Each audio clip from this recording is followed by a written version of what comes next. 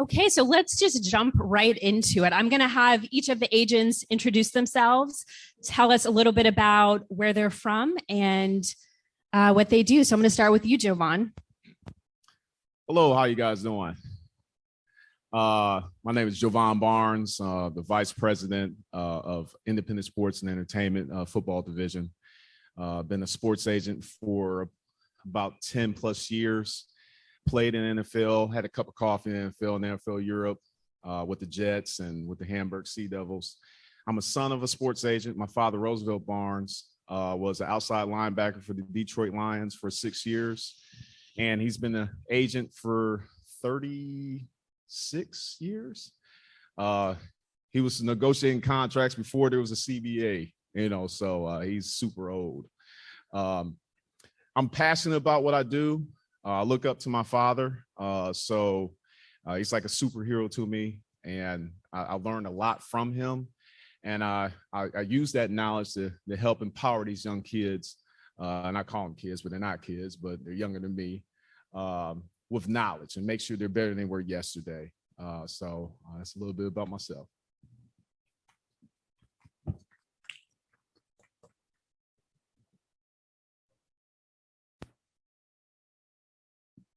I think I'm on now. Good. Good morning. My name is Jumani Ford. I am an NFL agent with One of One Agency. I am from Brooklyn, New York. You can clap for that. Raised in Houston, Texas. Recently moved back to Houston, Texas 2 years ago. So I like to think that I'm back home. I've been an agent for going on 5 years. Before that, I worked in entertainment, and one way or another, I was an A&R at a record label. Many moons ago, I had my own production company, got into film production, video production. Still love film, still love music, not involved with music at all, but I'm still involved in film. And I played football in college. I played at Stony Brook University, did not have a cup of coffee in NFL. The greatest thing about my football career was that I knew I was good, but not good enough to play in the league. So I always had a dream of working alongside athletes and working behind the scenes. And so, yeah, I'm here today. Good morning, everyone. My name is Josh Borg-Arbel. I'm from San Bernardino, California. I attended UC Santa Barbara for my undergrad. I played basketball, football, soccer my entire life. I love doing things like this. I want you all to know too, I was in your shoes before, so don't feel nervous about being here at this event. Don't feel nervous about talking to any of us. This is a great opportunity for you to network, get your foot in the door, and hopefully land your dream job when you're out of college. I didn't land my position as an NBA agent until roughly 5 or 6 years out of college. It really is a true grind. You're gonna hear a lot of no's before you hear yeses. You'll still hear more no's than you hear yeses when you're in this business. So just keep one foot in front of the other. I've been an NBA agent with Octagon Basketball for 2 years now. I was with Creative Artists Agency before that. I'm the youngest agent in our group, so I continue to learn from my peers like those here on this stage and those who work with me. And you'll learn every day, so don't feel like you need to know everything on day one. How y'all doing? My name is Kelton Crenshaw. I'm an attorney and NFL agent at Clutch Sports Group. I kind of got my start officially as an agent 5 years ago, but I've been around sports about 20 years. I went to undergrad with a gentleman by the name of Rich Paul, who's the founder and CEO of Clutch. He's one of my close friends / boss. So just kind of learning along, from those guys as they built the business out throughout the years. I was watching what Rich was doing on the representation side for his basketball clients. I had a lot of friends that played in the NFL, and they weren't getting that kind of quality hands-on representation. So I felt like there was somewhat of a void in the marketplace, especially like from the area that we're from, which is Cleveland, Ohio. We got a lot of guys that come out of a school called Glenville that play in the NFL. And I felt like they didn't really have a strong connection with their agent. So that led me to get certified as an NFL agent. I started out on my own, and then when Rich started the football division at Clutch Sports Group 3 years ago, I came over to help build that out.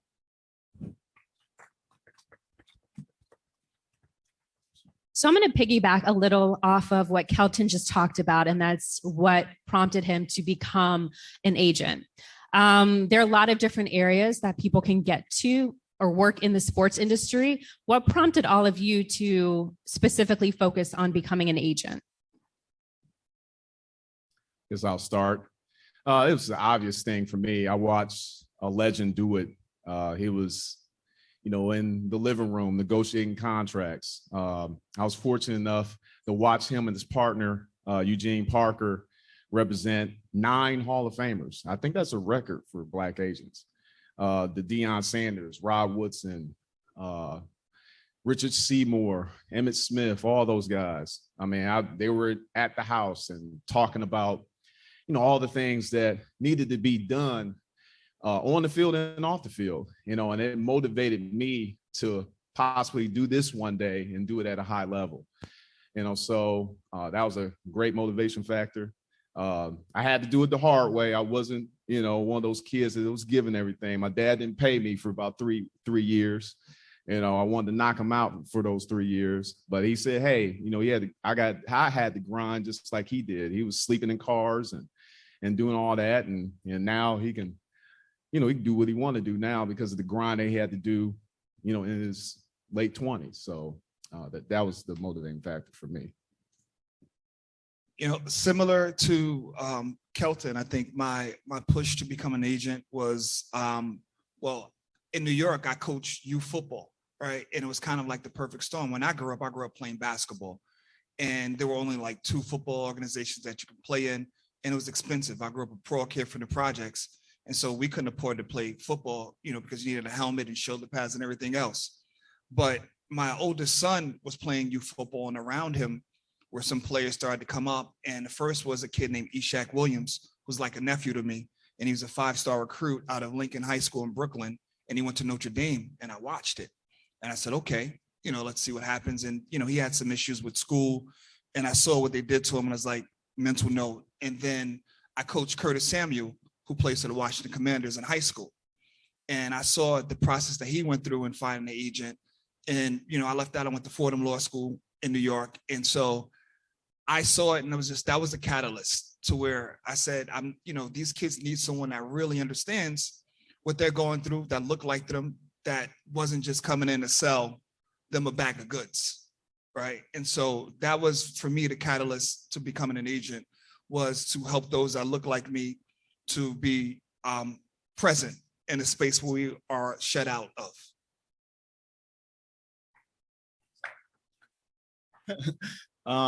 For me, it was, I kind of got a little lucky. I played ball in college, and my best friend played at UC Santa Barbara as well. I was doing software sales at a company called Oracle right out of college, making great money. Just was finding myself complacent in a comfort zone, not really challenging myself. And I wanted to get back to the game somehow. My best friend told me to just come manage him for his first professional career, which was in China.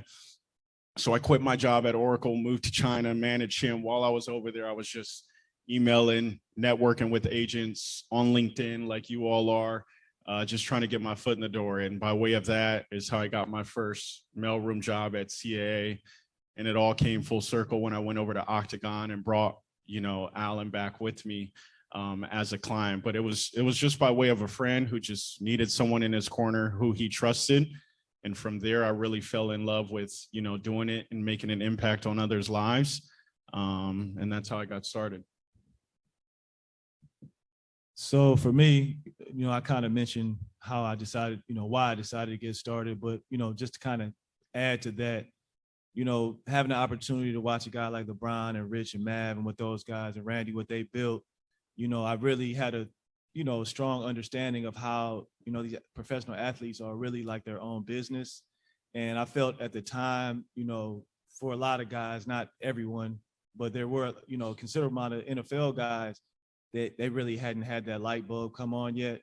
So again, I felt like it was an opportunity to really come in and, create, a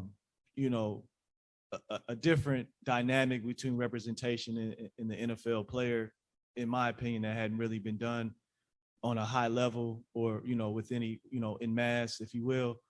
So, again, just, trying to, help these guys align themselves, understand the value of, getting in the right rooms, not just, what's going on the field, network and preparing themselves for what's going to happen when, their career is over. Because a lot of guys, what happens is they start trying to figure out what they're going to do after football, right before they know it's their last year or when they get cut, where, what I'm big on and we're big on at Clutch, and I know these gentlemen are as well, is really helping, guys begin to build their business out as they're playing, while they're playing. So that way, it's a lot easier for, people will pick the phone up when you say you're, so-and-so that currently plays for blah, blah, blah, and I want to meet with you, I want to have lunch, as opposed to a guy that's, longer playing.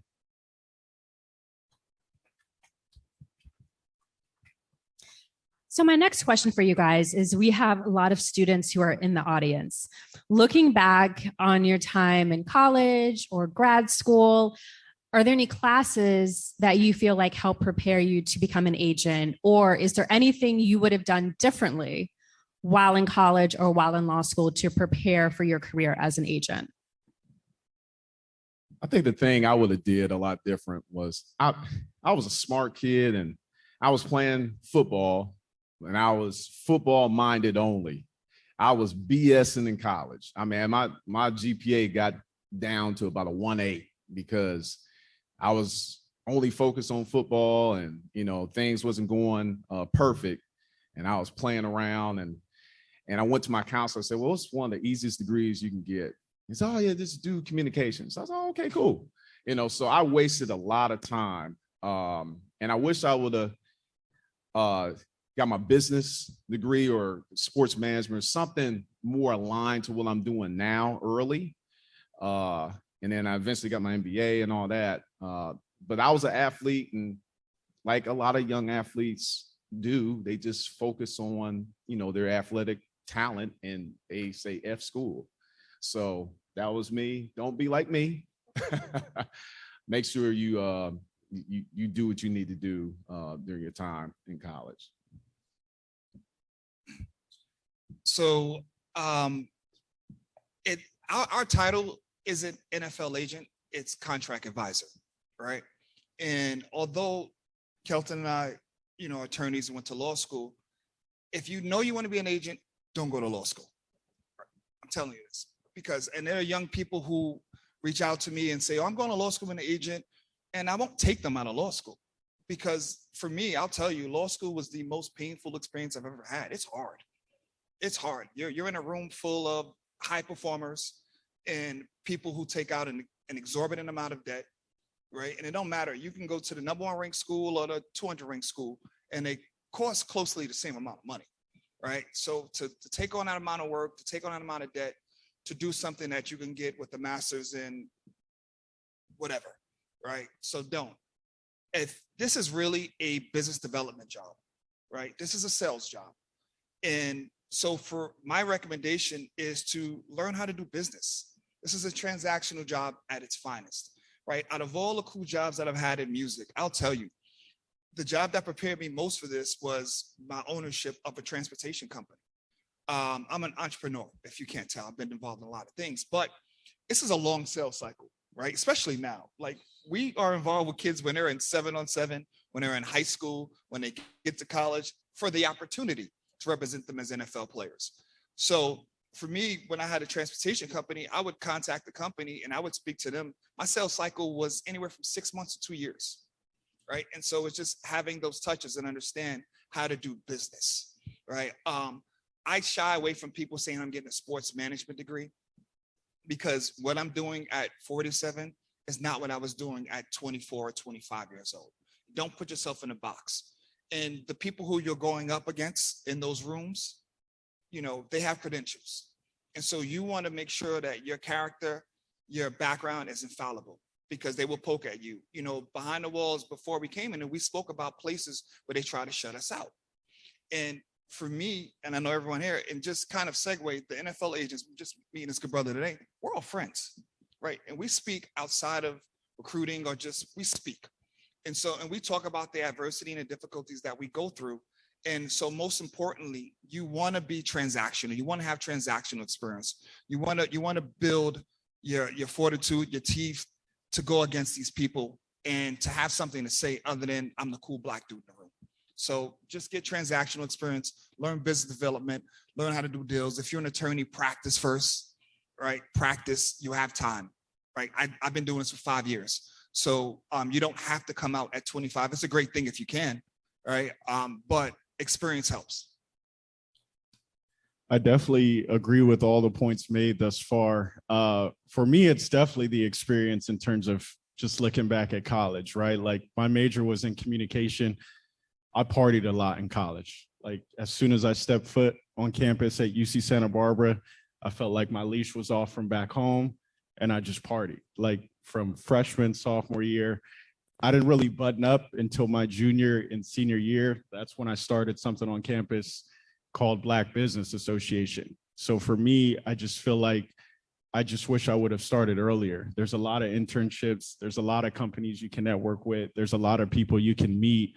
And I don't have any regrets at all. It's just that I wish I would have started sooner in terms of taking what I wanted to do for my career a lot more seriously. You know, you can get to college and you can get away with a lot of things because your parents or your friends or people who usually look out for you aren't around, but just know that, you know, once you're out of college too, the real world, you know, hits quite quickly.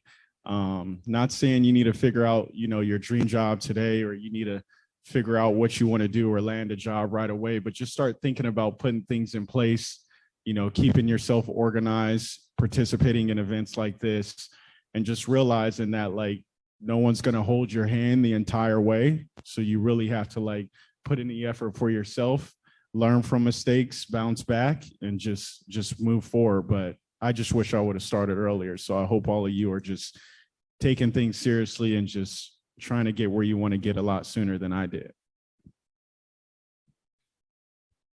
For me, I would just say, you know, just go out and experience life, live, you know, get involved in different businesses. Just, you know, it's no need to rush to get into sports, because pretty much if you want to work in sports, I mean, there's so many different disciplines, so many different, you know, job titles, quote unquote, that translate into sports. So it's better to be excellent at something as opposed to just saying, oh, I just want to work in sports. I just want to do whatever and get in sports. A lot of times I see, you know, people rush to become certified and things of that nature. But in my opinion, you know, the only thing worse than being an agent, you know, not being an agent, is being an agent with 0 clients. You know what I mean? That's like a tough, because when you tell somebody you're agent, the first thing they're going to ask you is who you represent, right? So I would say, you know, learn, live life, get some experience in different things, you know, whatever the case may be, that you know, that when you go in these living rooms and talk to these families, you can talk about, you can have something of substance to talk about. And, you know, if you don't have an opportunity to really, you know, involve yourself in, you know, different business opportunities or whatever the case, it makes those conversations difficult, because anybody can go in there and just regurgitate, see, you know, the CBA or whatever the case, you know, any type of, you know, information you see or heard, you know, comparable contracts or, you know, mock drafts, things of that nature. Like that doesn't, you have to find a way to connect, and, you know, life experience will help you be more relatable and have a better ability to connect with people, in my opinion. All great advice. Thank you, guys. So my next question is, once you decided you wanted to become an agent, what were your next steps? Did you take a study course to prepare for the exam? Did you start doing internships? Kind of what was the immediate next step once you decided this was the career you wanted to do? Well, for me, I had a different pathway than 99.9% of folks that go into this business. So when my dad and I had a conversation about, well, hey, I want to follow in your footsteps, I mean, it was like the boot camp for me. He was, oh, okay, cool. All right. You need to study this, and this, and you need to follow me and do this. And I'm not going to give you any answers or whatever. So he was really hard on me. Like he's hard on me about everything. You know, so I got the CBA. I talked to his clients, looked at all of his contracts, and, you know, he gave me all kind of quizzes and stuff, and I failed all of them at first. But it was those tough times that put me in the position where I am today. You know, so, I mean, for me, it was just, you know, doing the extra. So when those hard times come, because they're going to come in this business, I mean, in recruiting and contract negotiations and retaining your clients. Just being a reliable source. I mean, there's going to be some hard times. You'd be ready for them if you press yourself, from jump. So for me, this is a change of pace career, right? And so when I decided to become certified as an agent, I had to make sure I had money to take care of my family and survive, right? Because initially, newsflash, no one's going to hire you as soon as you get certified, unless there's a couple of things. You are the brother of a future first round pick, right? Or your cousin's going to come in with you. Just doesn't happen, right? Everyone's got a smile, everyone's got a cool story, but you really have to be willing to pull your sleeves up. And no matter where you are, you don't make money for the first few years if you're lucky, right? Like, I think I was the son of the owner of the company. I ain't get paid for 3 years. Yeah, I don't want to scare anyone away, but we're here to tell you the truth. All right. And so for me, I was self-funded. I did not want to, when I came in, I had maybe my first year as an agent, I had 3 clients sign an NFL contract, which is pretty cool. Right. And one of them made the roster and the other was on a practice squad. But my first year, I spent $50,000 out of my own pocket doing it. And my first couple of years, I'm, down a few $100,000 of investing in myself. And this is not like investing in players, but investing in myself, foregoing other opportunities, because this isn't something you can do part-time effectively, right? There are people, now don't leave your day job if you get certified, but there's a cycle to this. And so for me, I had to make sure that I had a stable savings and, stable life at home to where I could support my family while, venturing into this. Because if you do this and your lights are getting cut off, you're getting, red notices in the mail, you won't be successful. So for me, it was just making sure that I was prepared and understood of everything that I had to do to get here. And as far as courses, I got the CBA, registered, got the CBA, and I prepared for it like the bar exam, right? And you have to prepare for it like the bar exam. It's not an easy exam. I tabbed, I learned the CBA. I taught it, I learned it like for all these, all the young law students, lawyers in the room. I learned the CBA like black letter law. There are prep courses and prep exams, but you don't want to learn tricks, right? Because if you learn tricks and you get something else on the day of the exam, you're going to fail. So for me, I focused on learning the CBA, tabbing it, and I'm going to speak on the next panel, preparing for the exam. So I won't go too deep into the weeds, but so we'll talk about that next. For me, similar to a point Kelton just made, I strongly advise against becoming an agent before you're an agent. Like, don't take the test or get certified without real life work experience. It's a huge risk as you hear about all of our stories, right? Like, you don't make any real money when you're first starting out. I think I made $30,000 for my time at CA in the mailroom and just living with friends, staying on couches. Like, it's really like a true grind. But once I, locked in on it and realized this is what I want to do for my career and really, make an impact on my friends and others' lives, and I just looked to people in the industry who would also mentor me. I'm a strong believer in no one can really do this alone. I mean, you're hearing from the gentlemen on this panel, they're learning from their fathers or other people in the industry or people that they've networked, or Rich, who Kelton works with. Like, none of us have done it alone. Someone's got to provide the tools and the resources, or at least help coach you and point you in the right direction. And also you have to realize there will be some people who don't want to help you out. Like, there's agents and basketball agents who I've talked to in the past who would not give me the time of day just because you could be perceived as a threat. And that's just the bottom line, right? Like, luckily enough, who Kelton knows, Omar Wilkes, who was at Octagon and just at Clutch, was a strong mentor in my life when I was just getting started, because he represented my best friend. And then I have Todd Ramasar, who works at Life Sports, who's a mentor. There's people And as we've talked about, this industry is so small. Like sports is $1 billion industry, but we all know each other. You know, we all are in the same rooms, the same circles, have overlapped with clients, friends, whatever the case may be, or at the same events, parties. So it's very small. So I would have a strong sense of self-awareness as you, go on your journey, because people talk. You want your brand is important. How you carry yourself. Social media is a thing. How do you uphold yourself on there? I learned that directly out of college. So just understand it's a true grind. Not everyone's going to be there to help you out. So be okay with a lot of no's. Find those mentors and leaders who will provide you the steps. And then as it relates to the exam, I just studied the CBA as soon as I realized I wanted to be an agent. There was no timetable when I was going to take the test. I didn't know if I was going to pass it, but I was reading it every day, as if it was just like my Bible. So you just got to focus on something, lock in. And if it's something you really want to do, you'll do whatever it takes to get there. So, Jumani and I, we're around the same age. We kind of got similar stories. So a lot of our answers are going to sound alike. But, to his point, make sure that you're, the first step is making sure you have some type of financial situation, whether savings or access to capital, because you're going to take some losses. I would say, you definitely want to try, if you, as we've all discussed up here, if you've taken the time and you know for sure you're ready, when you get certified, you want to either, have a line or kind of have somebody waiting in the wings. You feel like you probably got a good shot at signing, and, hopefully you go ahead and sign them and just go full throttle, you know what I mean? And invest in your client, get them trained up, get them ready.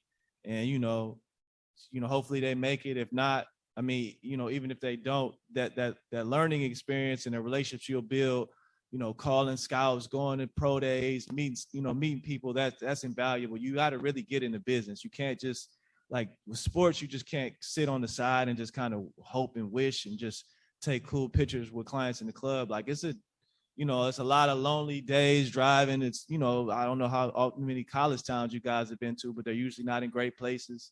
And a lot of times you got to hit multiple college towns in a row. So you're going from, one boring place to another, and when you're starting out, a lot of that is on the road, driving and things of that nature. So again, you definitely want to make sure that you're mentally tough, mentally prepared and, financially prepared as well, when you're ready to make that step. Thank you, guys. Josh, I'm going to pick up on a point you just made about the importance of mentors and community in this space. I'm sure a lot of people reach out to you guys looking for you to be mentors or looking to network with you, or looking for advice from you. What are some of the biggest mistakes you see people make when they're reaching out to you? The first mistake is when people introduce themselves and automatically say they saw a job and are applying for it, as it relates to Octagon particularly. I was in your shoes before.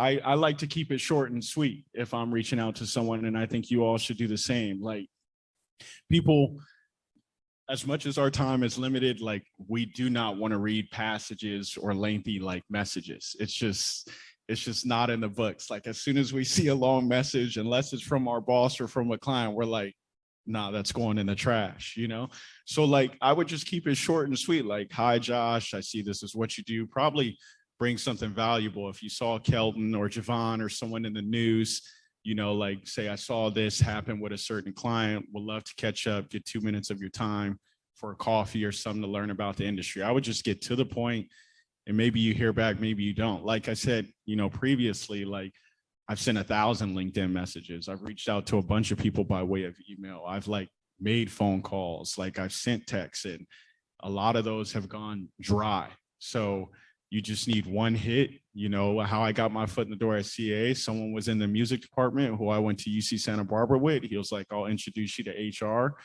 And then I got in the door. So it just takes one hit. But when you're reaching out to people and trying to find a mentor, understand that their time is limited, because outside of work, they're probably with family or want to have a little bit of a work-life balance. So just short, sweet, to the point, and I guarantee you'll get a lot more replies that way.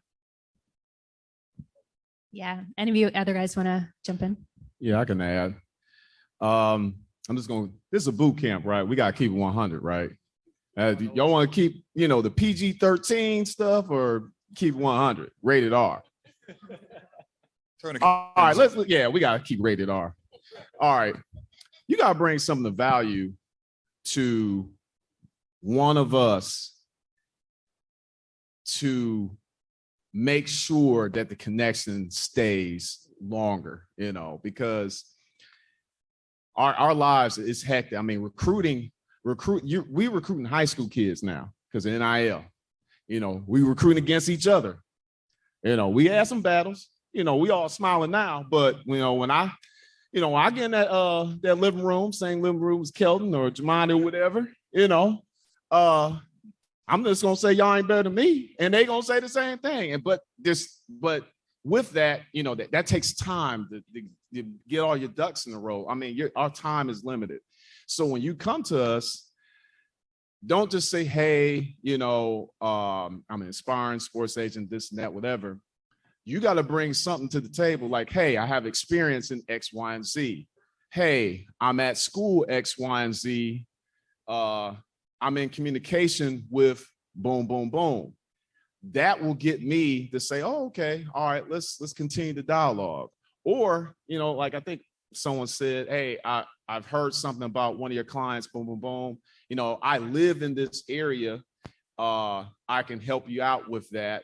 I mean, that will prompt me to continue the dialogue, because we do get blown up with a lot of folks trying to get into the industry.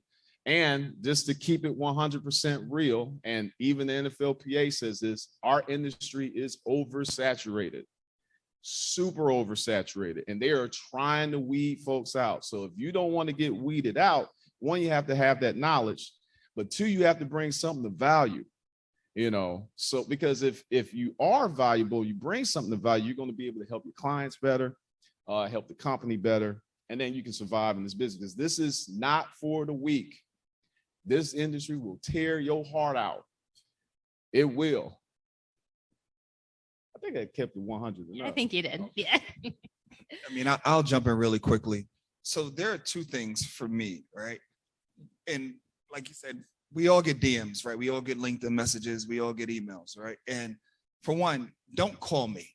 Like my number's listed on the PA, unfortunately. I don't know why, and it's whatever, but calling is kind of a real invasion of privacy, because I can be with my kids, I could be relaxing, whatever, and I'm just getting, and we see unknown numbers, we think it's a team.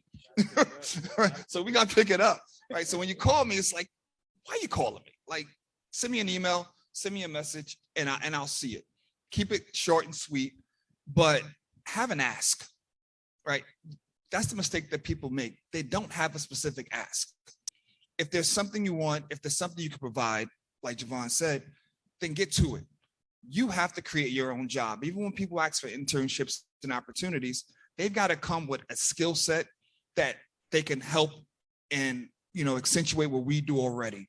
We don't have time to slow it down and kind of teach you the ropes. This isn't like the Karate Kid and Mr. Miyagi, where we're going to walk you through and make things make sense. It's like the interns that I've had, or the people that I say I'm going to hire this person, are the people that created their own jobs. They made themselves irreplaceable because they came with a skill set. And whether it's, believe it or not, and Aaron, who I've worked with for years, will tell you, I don't know how to do Excel or save my life, right, at all. But if you can come with some Excel skills or something like that I can't do, then trust me, like those things really make sense. So come through the door being an asset and not a liability. I'll just say real quick, another thing you guys can do is just pull up. Pretty much like the NFL, the NBA, like we have events that everybody's got to be at. Everybody has to go to NBA Summer League if they're an agent. We all got to go to Combine on the NFL side. Like, start making yourself visible, so that way, you can say, hey, man, I shot you a message. I'm blah, blah, blah. Just, try to align yourself. It's not hard. Do a little research and figure out, oh, okay, this event is going on. I see, Javon, speaking at this, let me pull up. So, make it more personal, because, I mean, I ain't gonna lie, it's overwhelming. I'm sure all these other gentlemen. Kelton famous, that's why. No, I don't know. I wouldn't take it that far, but no, for real, it's a lot. You know, you try to be thoughtful and respond, but at the end of the day, like, you know, everyone's saying, we all have families and, you know, we got stuff going on. So again, you know, I would say make it as easy as possible for us to try to help you. Great advice. Thank you, guys. Jovan, I'm going to pick up on one of the points you just made about how sometimes you guys are vying for the same clients. So let me ask you this, and I want each of you to answer. What separates you as an agent from your competitors? Oh, man. Yeah, we are in the same living rooms now. You know, it can be a heated battle. It's a dog-eat-dog business. What separates me, I'm really hard on the contract structure and our history of doing it the right way and doing it with integrity. I'm real big on, because look, these clients, and I tell clients this all the time, or potential clients, it's kind of like going into heart surgery, right? You know, you going, your heart is in trouble. You're going to want that doctor to know what he's doing. And he better bat 1,000. You know, he better bet 1,000, because if he's swinging and missing, that's your life. But that's what it is in your football career. I mean, it's life and death, man. The other side, man, they don't care. They'll cut your throat. These teams will cut your throat. Everybody talking about pay Lamar. Yeah, there's mechanisms in the CBA to prevent guys from getting to free agency, and they're going to use all the tools. And again, I'm rooting for Lamar, but hey, you know, it's a battle, and you're going to need a team. You're going to need a negotiating team that's going to fight for you, and they know what they're doing, and they're going to cross T's and dot I's, and they're going to win at that negotiating table. You know, so what separates myself and us and ISC, and it's plain as day. You can look this stuff up. We ain't losing at that negotiating table. Now, our industry has turned into a body collection business and flashiness and all that type of stuff. And again, a lot of people are attracted to that, and a lot of agencies placate on people's ignorance, and you know, they get attracted to what sounds good. But when you lose $20 to $30 million and you leave that on the table, you can't get that back. You can't renegotiate that back. You know, so that's what separates us. So, and just to kind of accentuate what Javon said, Lamar Jackson doesn't have an agent, for those who don't know. So that's why, you know, he may be going through some of the issues that he's going through now, because he doesn't have representation. So I think there's a couple of things that separate me. For one, I try really hard not to negative recruit, right? Because I'm me, right? So when people ask what's the difference, you get me. And what that means is that you get years and years of transactional experience.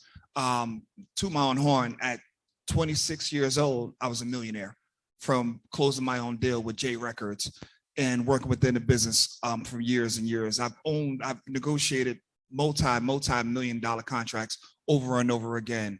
I've raised funds through venture capitalists for my own startups. And so from my transactional experience, me being a parent, me being a coach, I have a non-for-profit where I help get kids into independent schools. Most, if not all of those kids go for free.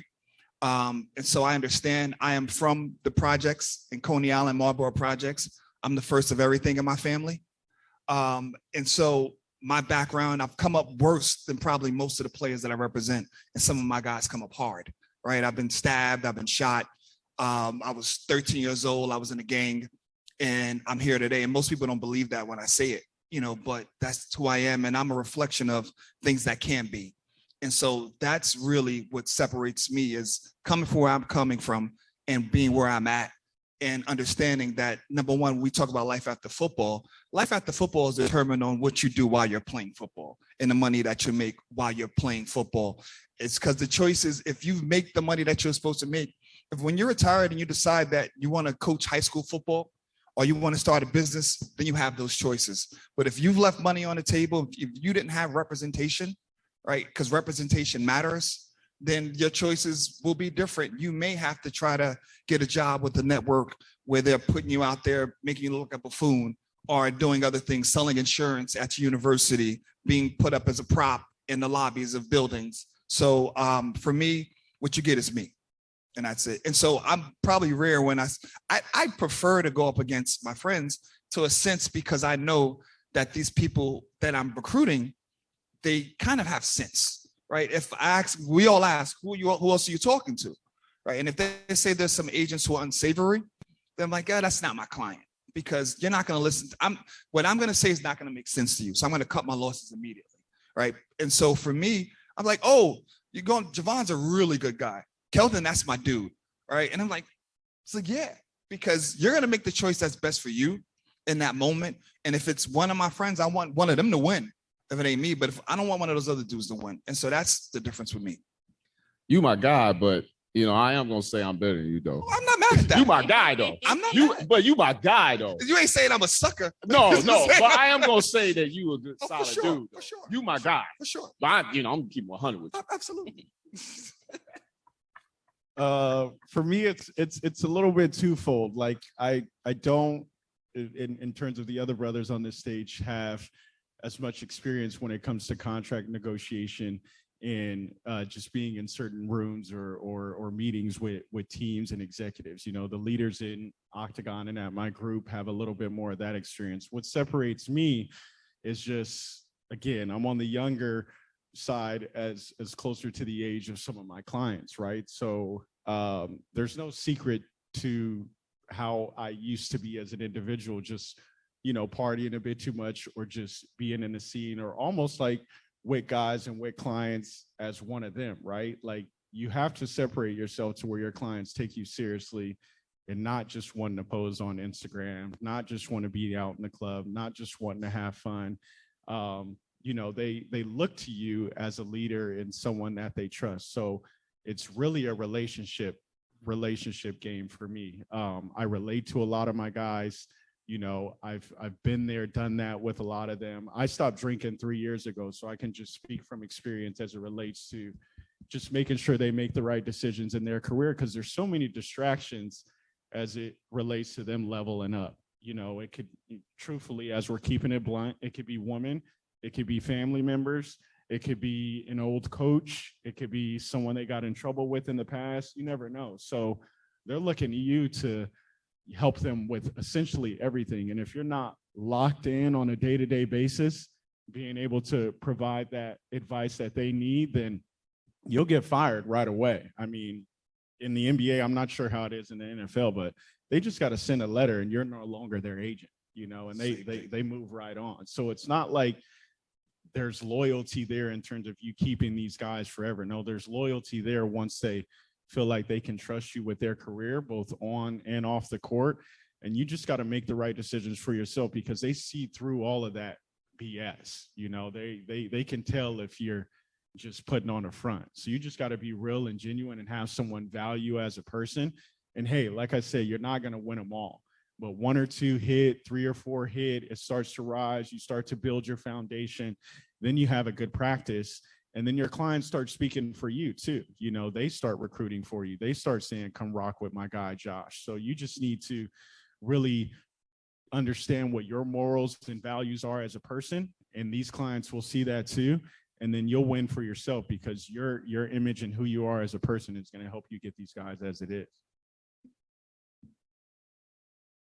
For me, I would say, the way that I came to sports and, the people that I'm involved with, has allowed me to, kind of be able to see an example of how to do things a certain way in regard to, guys really building out their brand and really understanding the value of what it means to be a professional athlete with, obviously at the advent of social media, things of that nature that weren't around, 30 years ago, 25 years ago, to the level they are now, and just really being able to, apply that to this next generation of, NFL player in my case. Thank you, guys. And I have 2 more quick questions, and then we're going to open it up to the audience. But one of my last questions is, what are some of the biggest challenges that you have faced as a Black sports agent? There's a false narrative out there, and I actually had a white agent say this. I think we was talking about in the back room, that the non-Black agents can get the dollar faster, better, quicker, more efficiently than us. And there's a lot of potential clients, these colleges, because they believe that, and it's false. some of the best, and I'm a contract historian. I love researching contracts and old contracts and even the new ones. The best contract ever was negotiated by a Black agent. Even going back 30 years ago, the Deion Sanders contract, that front end loaded deal, that was negotiated by one of the GOATs in this business, Eugene Parker, Black agent, my dad's partner. So and I'm talking about the Deshaun Watson contract. I don't care what none of y'all say. I know y'all all agree with me. That is the GOAT contract out there. A Black man did it. But that false information, misinformation, it starts in high school, college. These colleges, it's a good old boys club. They put that false information in their head. They get to the parents, and then when we get into the living rooms, we got to fight through all that. So I mean, it's sad, but it's true. But you know what? The world ain't gonna feel sorry for you. You got to figure it out, and that's real too. So with all that being said, with that false information, man, out there, you got to figure it out and win anyway. So. Great question. All right. Because on one hand, I can say that I haven't really experienced a lot of pushback being a Black agent because I'm in a space, to me, that every day is a dream, right? Like, I'm working on helping to build young Black men to fulfill their lives and create generational wealth. But on the other hand, it's, the biggest part of my job is educating players and their families, right? And so that's, even now with the longer recruiting cycle, we have to do that. But the problem is that, traditionally we think of these agents as old white men, right? And we think of people who negotiate contracts are old white men. And so people think that in order to get the money, they need to go with who? Right. But now things have changed, and we're looking around, and the people who are negotiating those deals and really relating and understanding and really giving a damn about people, right? And this is kind of off, but I'm going to say this real quick. Social media is a gift, right? And I don't know who's watching and out there, but when we look at these agents and we take a look at their social media, and when the only thing Black in their life are the clients, that's an issue. It's an issue. Right. And so for me, my investment is greater in you than anyone else. Right. And if we're capable and competent, because there's two things that are important outside of the color of my skin, is me being capable and competent. Right. Then that's not anything that holds me back. And that doesn't mean that there aren't really good and solid white agents, because I'll tell you, in my life, like, I wouldn't be sitting here if it wasn't for a white coach in my youth that really, like, gave up his life as an attorney to coach young Black kids in the projects, right? So this misnomer, like, there's two things can be true at the same time. But for me and for us, it's really getting rid of the stigma, and a lot of that's kind of regional, right? It's regional.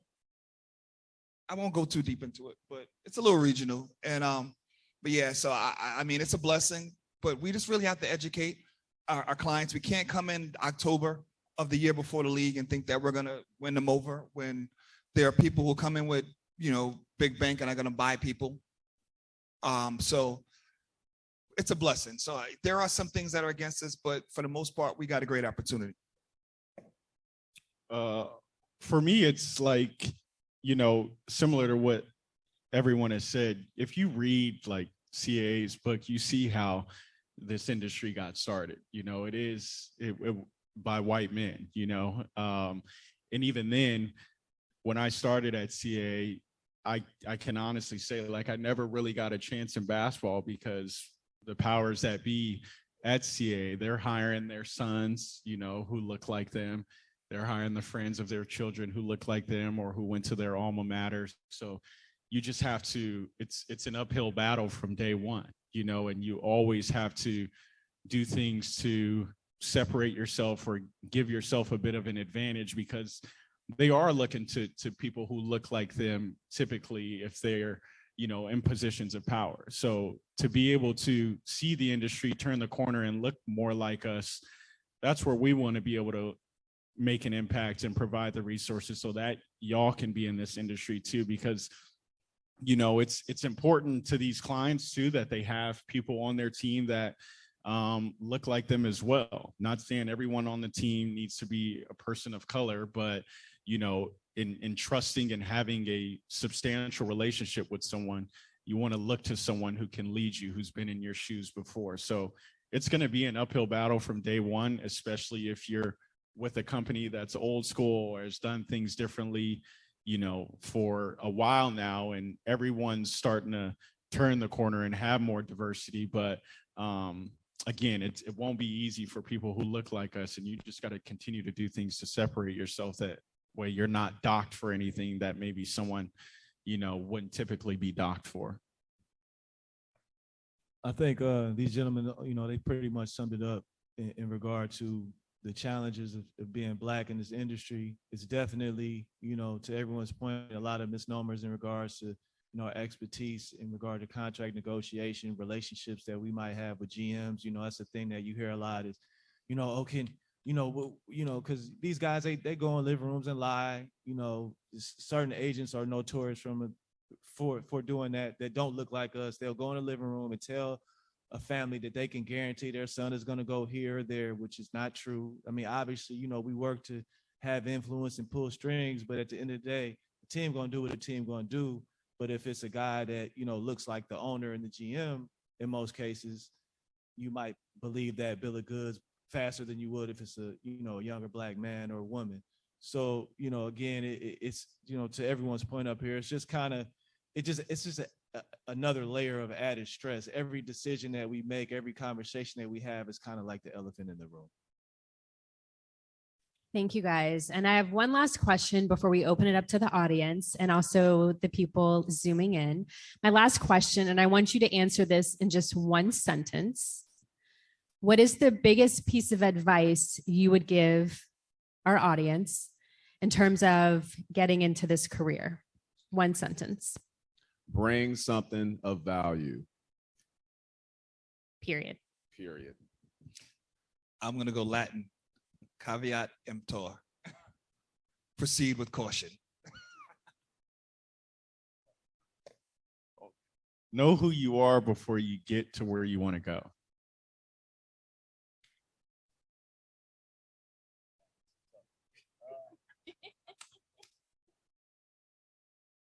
I would say be prepared for anything. Thank you, guys. These were great answers.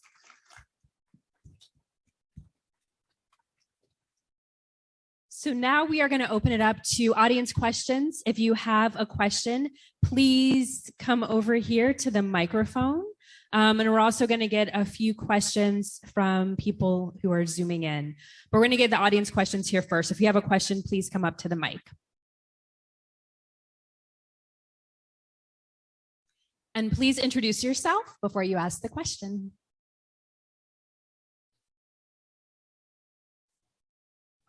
Good morning, gentlemen. Thank you all for being here. My name is Jonathan Applewhite. I am a 3L at Loyola New Orleans College of Law. Thank you. And my question is, in an industry that's such fast paced with highs and lows and so much money, how are you able to establish a genuine relationship with your clients and that trust as well? I can start off. Man, it's being there. I travel 200 days out of the year. I look at my expense report all the time. And I'm like, man, I'm on the road about 200 days. And that's real. It's only 365 days in a year. And I'm on the road 200 on average. And I'm really big on just being present because, you got Zoom, you can do phone calls and all that. But I'm actually there. I'm there for clients who are in all kind of trouble. There's a very high profile client that's going through the worst. I'm physically there. And then I'm with guys at their highs as well, because your clients want to see you. They want to see the whites of your eyes. They want to know that you can be there and they can trust you, so just actually being there. I don't know if it was Josh, Javon, or Kelton that said this, people can see through the nonsense, right? So you have to build a genuine relationship with not only the client, with their families, the significant others. I get to know their parents. For me, I have a thing where I don't recruit or go after players who don't have adults involved in the decision-making process. right? Because there needs to be an adult in the room. And so I talk to their mom and dads and kind of find out what's going on with them. There's a player I have that literally 2 classes short a degree. And I'm like texting him, and he's like 3 years in the league. Did you contact your advisor? Like, does it benefit me? No, but it benefits him, right? And ganging up with the mom to make sure. So it's really knowing a team and building a real genuine relationship that's based on love, but business first, right? Like, I'm 47. I don't need to go out and pop bottles with my clients. I don't do it. I don't need to post up on social media. I'm here, I'm there. I don't do it. But having a meaningful contact and a meaningful relationship with your clients. Great points. All of my guys in last year's draft class, like I didn't meet them until 6 months into the relationship with whoever the decision maker was. So to his point, the mother, the father, the AAU coach. So you're building that trust with someone who's essentially got the handle on whoever you're recruiting. And if they don't trust you, you're probably not going to meet that recruit, you know? So you just have to continue to establish that trust first with everyone involved in the recruiting process. And then as you continue to navigate throughout your client's career, just be available, you know? I hate to say it, but there is no timeline on, or there is no set hours. It's not a 9 to 5. It's 25/8. It's every day of the year. So, I mean, both my phones are over there. So being up here is kind of nerve-wracking right now. My clients know what's going on, but you just got to be available at all times, you know, because that's where you're going to add your value. Because if you're not available, they're probably calling someone else. I would say one thing that I've learned is you have to have a bit of self-awareness in regards to when you're recruiting guys. You know, like I mentioned before, you know, we look at all of these mock drafts and, you know, scouting reports as far as like where a guy's projected and things of that nature. But sometimes you got to take a step back and really be real. Like, is this guy a good fit for me? Even if he wants to sign with you, if he's not a fit, it's going to be very difficult. When you see that number come across the phone, you're gonna be like, man, you know what I mean? You don't want to have second thoughts about answering your client's phone call. So having that self-awareness and really understanding and make sure you're signing people that you actually feel like are genuinely aligned with you on some level. Thank you. We're gonna let Kelton answer the question at first because we keep taking all the good answers too. It seems like everything else said. How you guys doing? My name is Brian Santana from Toro Law Center. So my question is, in this industry, I feel like it's difficult to differentiate yourself on paper, like on a resume. So I feel like we all look exactly the same on a resume. What are some things that you can do to differentiate yourself from your peers that you could put on a resume? I mean, I would say, you know, like I mentioned before, you know, just being, you know, showing up, you know, going to different events, networking in person. So that way, you know, we have a face with the name. Like I knew your last name just because you came up here and read the question and then you asked another question. So it's just like little stuff like that. I know it sounds corny and small, but it's real because to your point, I mean, it's a lot of talented people out here, but you have to do things to kind of, you know, stand out. And sometimes it, you know, it may be, you know, hanging out at the JW lobby in Indianapolis during Combine, you know, just, you know, standing, you know, hanging around, you know, pulling up to the Reese Senior Bowl in Mobile, Alabama. You know what I mean? Again, you know, it's not the most glamorous places, but on the football side, that's where most of the networking is taking place. And those are opportunities where, you know, it's a lot going on. We're busy, but at the same time, when you do have that downtime and you see a familiar face, you welcome it because you are on the road so much. And it could be a thankless job at times. Great point. Not only being in, you know, or at those events, whether it's Combine in Chicago, Vegas Summer League for the NBA, the draft in June in New York, All-Star in Utah this year, and we're all of the big agencies are there, right?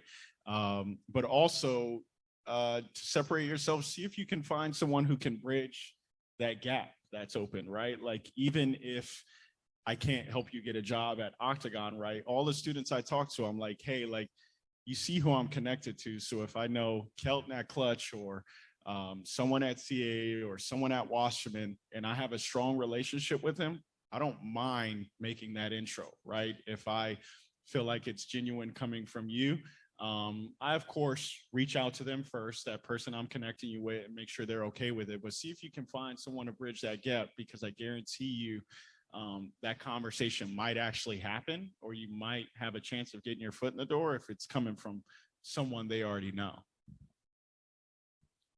Quickly, the job that you're going to get, the opportunity you're going to get is not going to be because of your resume. It's not, right? An intern that I have now, a legal intern that I have now, who, and I'll be honest, like for me, I want to take on 1 or 2 people every year from Fordham because it's my alumni, Black students from Fordham. My alumni, I want to give back. I want to give them opportunities. And, but the one I have now, my son went to Williams College. This kid went to Amherst. Right. And it's like, I know your son because he played football and such. I'm like, oh, gotcha. That's it. It's like this, it's the connections. Right. But even if you're not connected to someone, it's being in these spaces and being present. There's a young man, a new agent that I met at the combine this year, and he was really impressive. Right. And he was with a group of 4 new agents.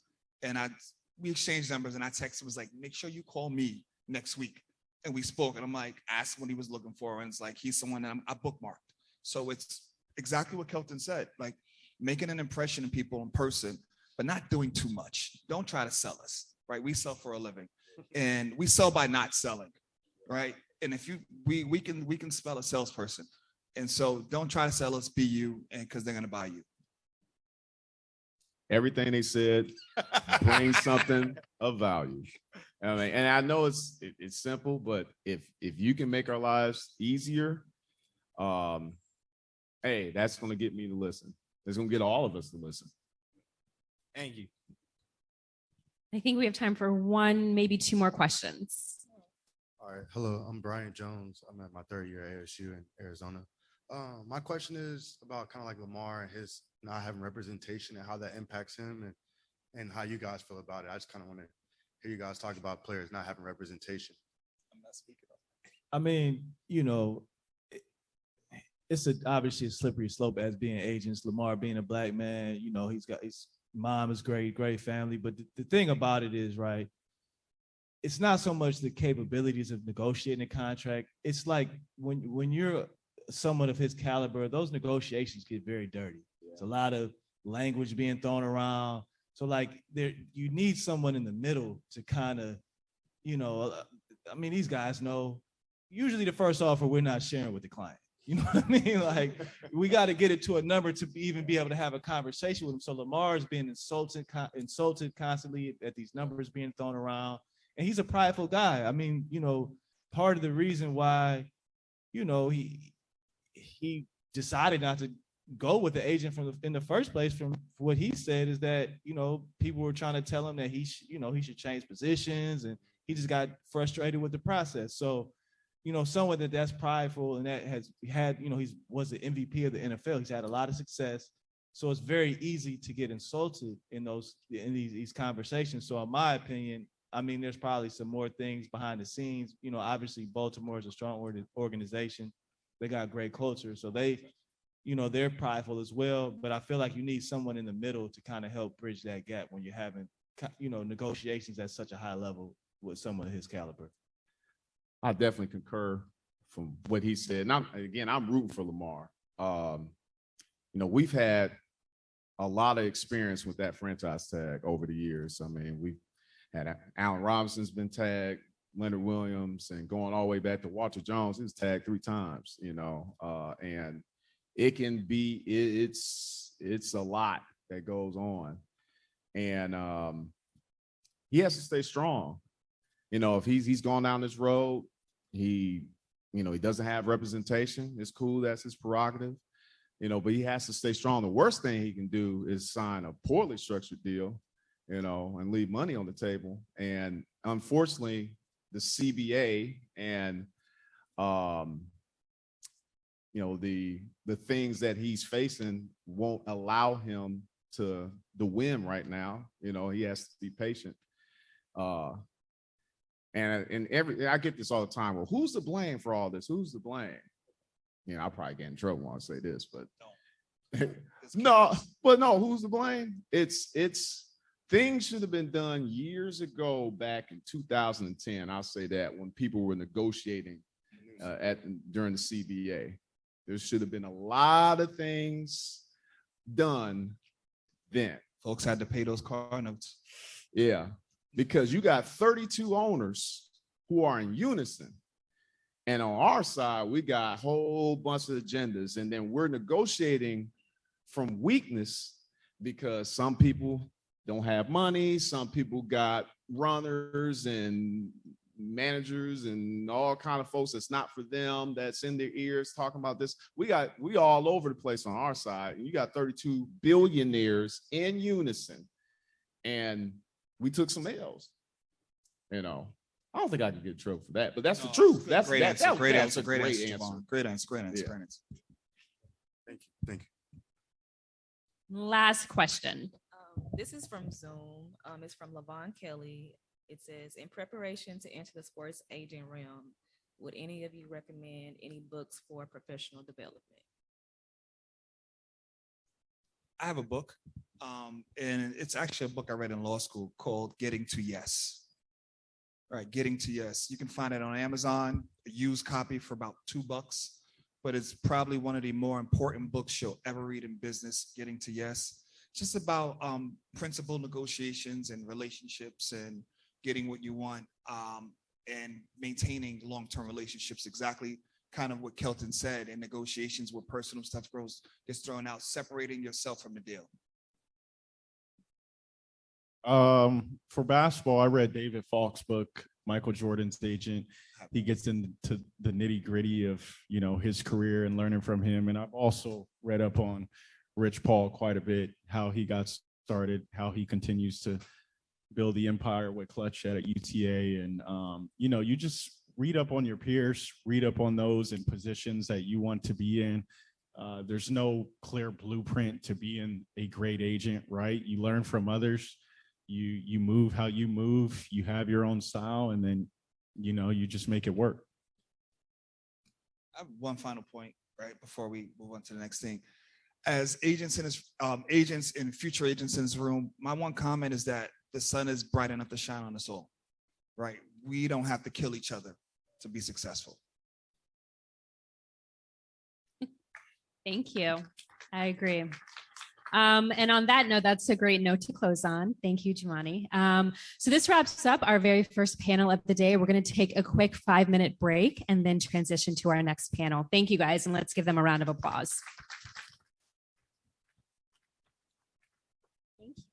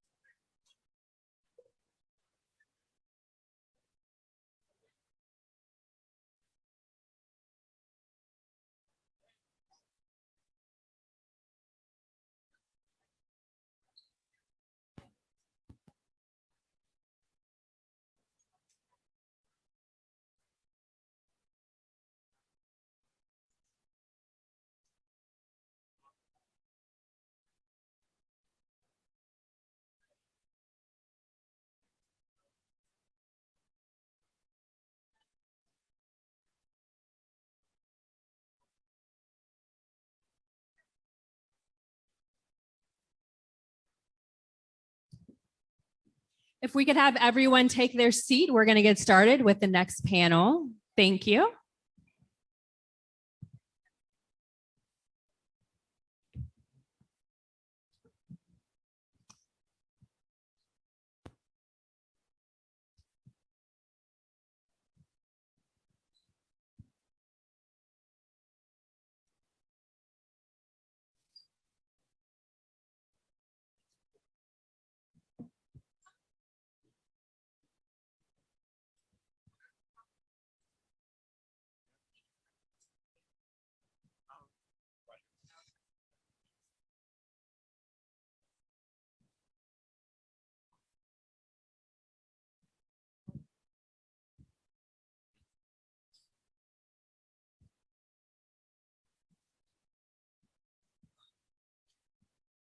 Good afternoon, everybody.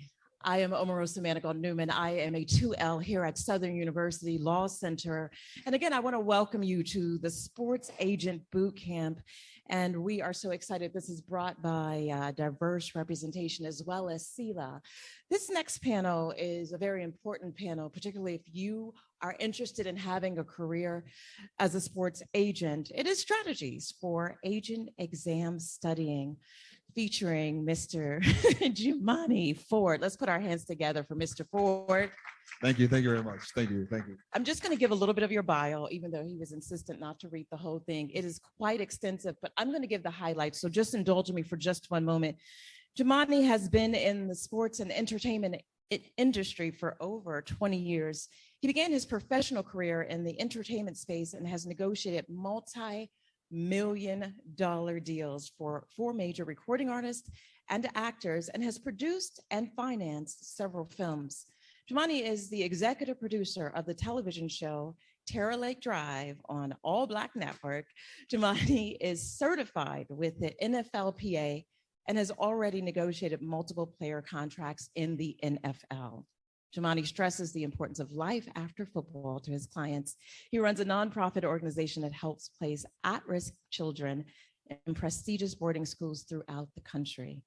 He played defensive back at Stony Brook University and earned a law degree from Fordham University School of Law. Jumani is based in Houston, Texas, and he is here, available, and accessible. Put your hands together for Mr. Jumani Ford.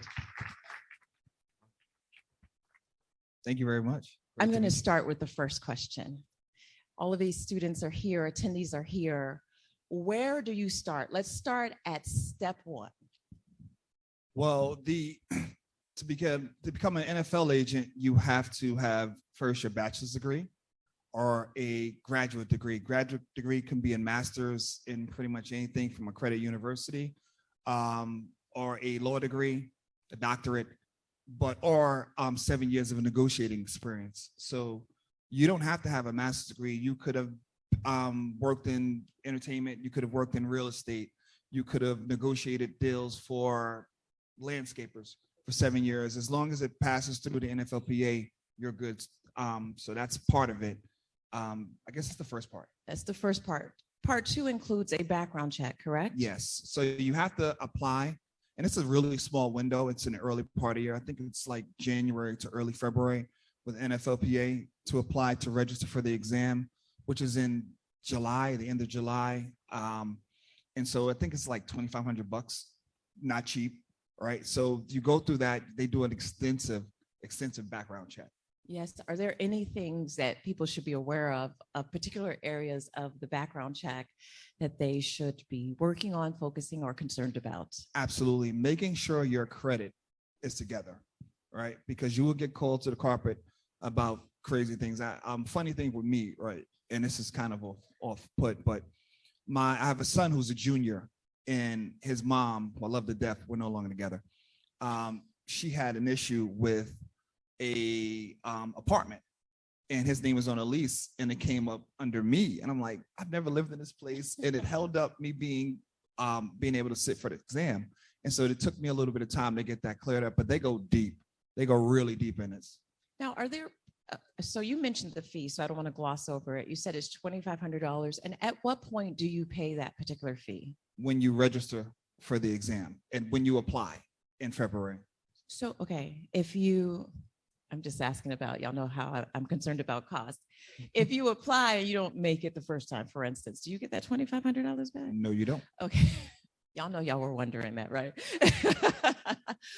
Okay, so you applied. There's an extensive application. Do they ask for references as well? They do. They ask for multiple references, and I believe they check on those references also.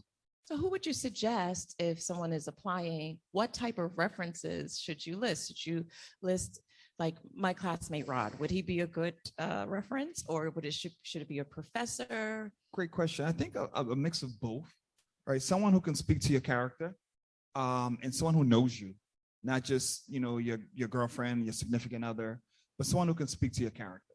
Okay, now if you have minor items in your past, a speeding ticket, y'all know why I'm raising my hand. If you have a speeding ticket, for instance, if you may have had a DUI, I don't have a DUI, but you understand what type Absolutely. of things will they flag, or parking ticket? They will flag felonies, and issues with character, issues with theft, fraud, things of that note.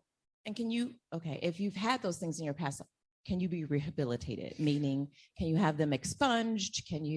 Well, being expunged, I guess, would take it off your record. I'm not sure if it would show up in your background check. I'm pretty sure it will, but those things will most likely be a barrier to entry.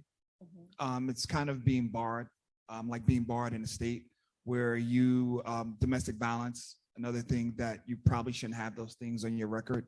But anything like fraud, being arrested for that, being convicted of it, will be a real difficult thing to overcome. Okay, so we get past the background check. We raised the $2,500, or we have the $2,500 Raised. and raised, right? And then you get to the point for the exam.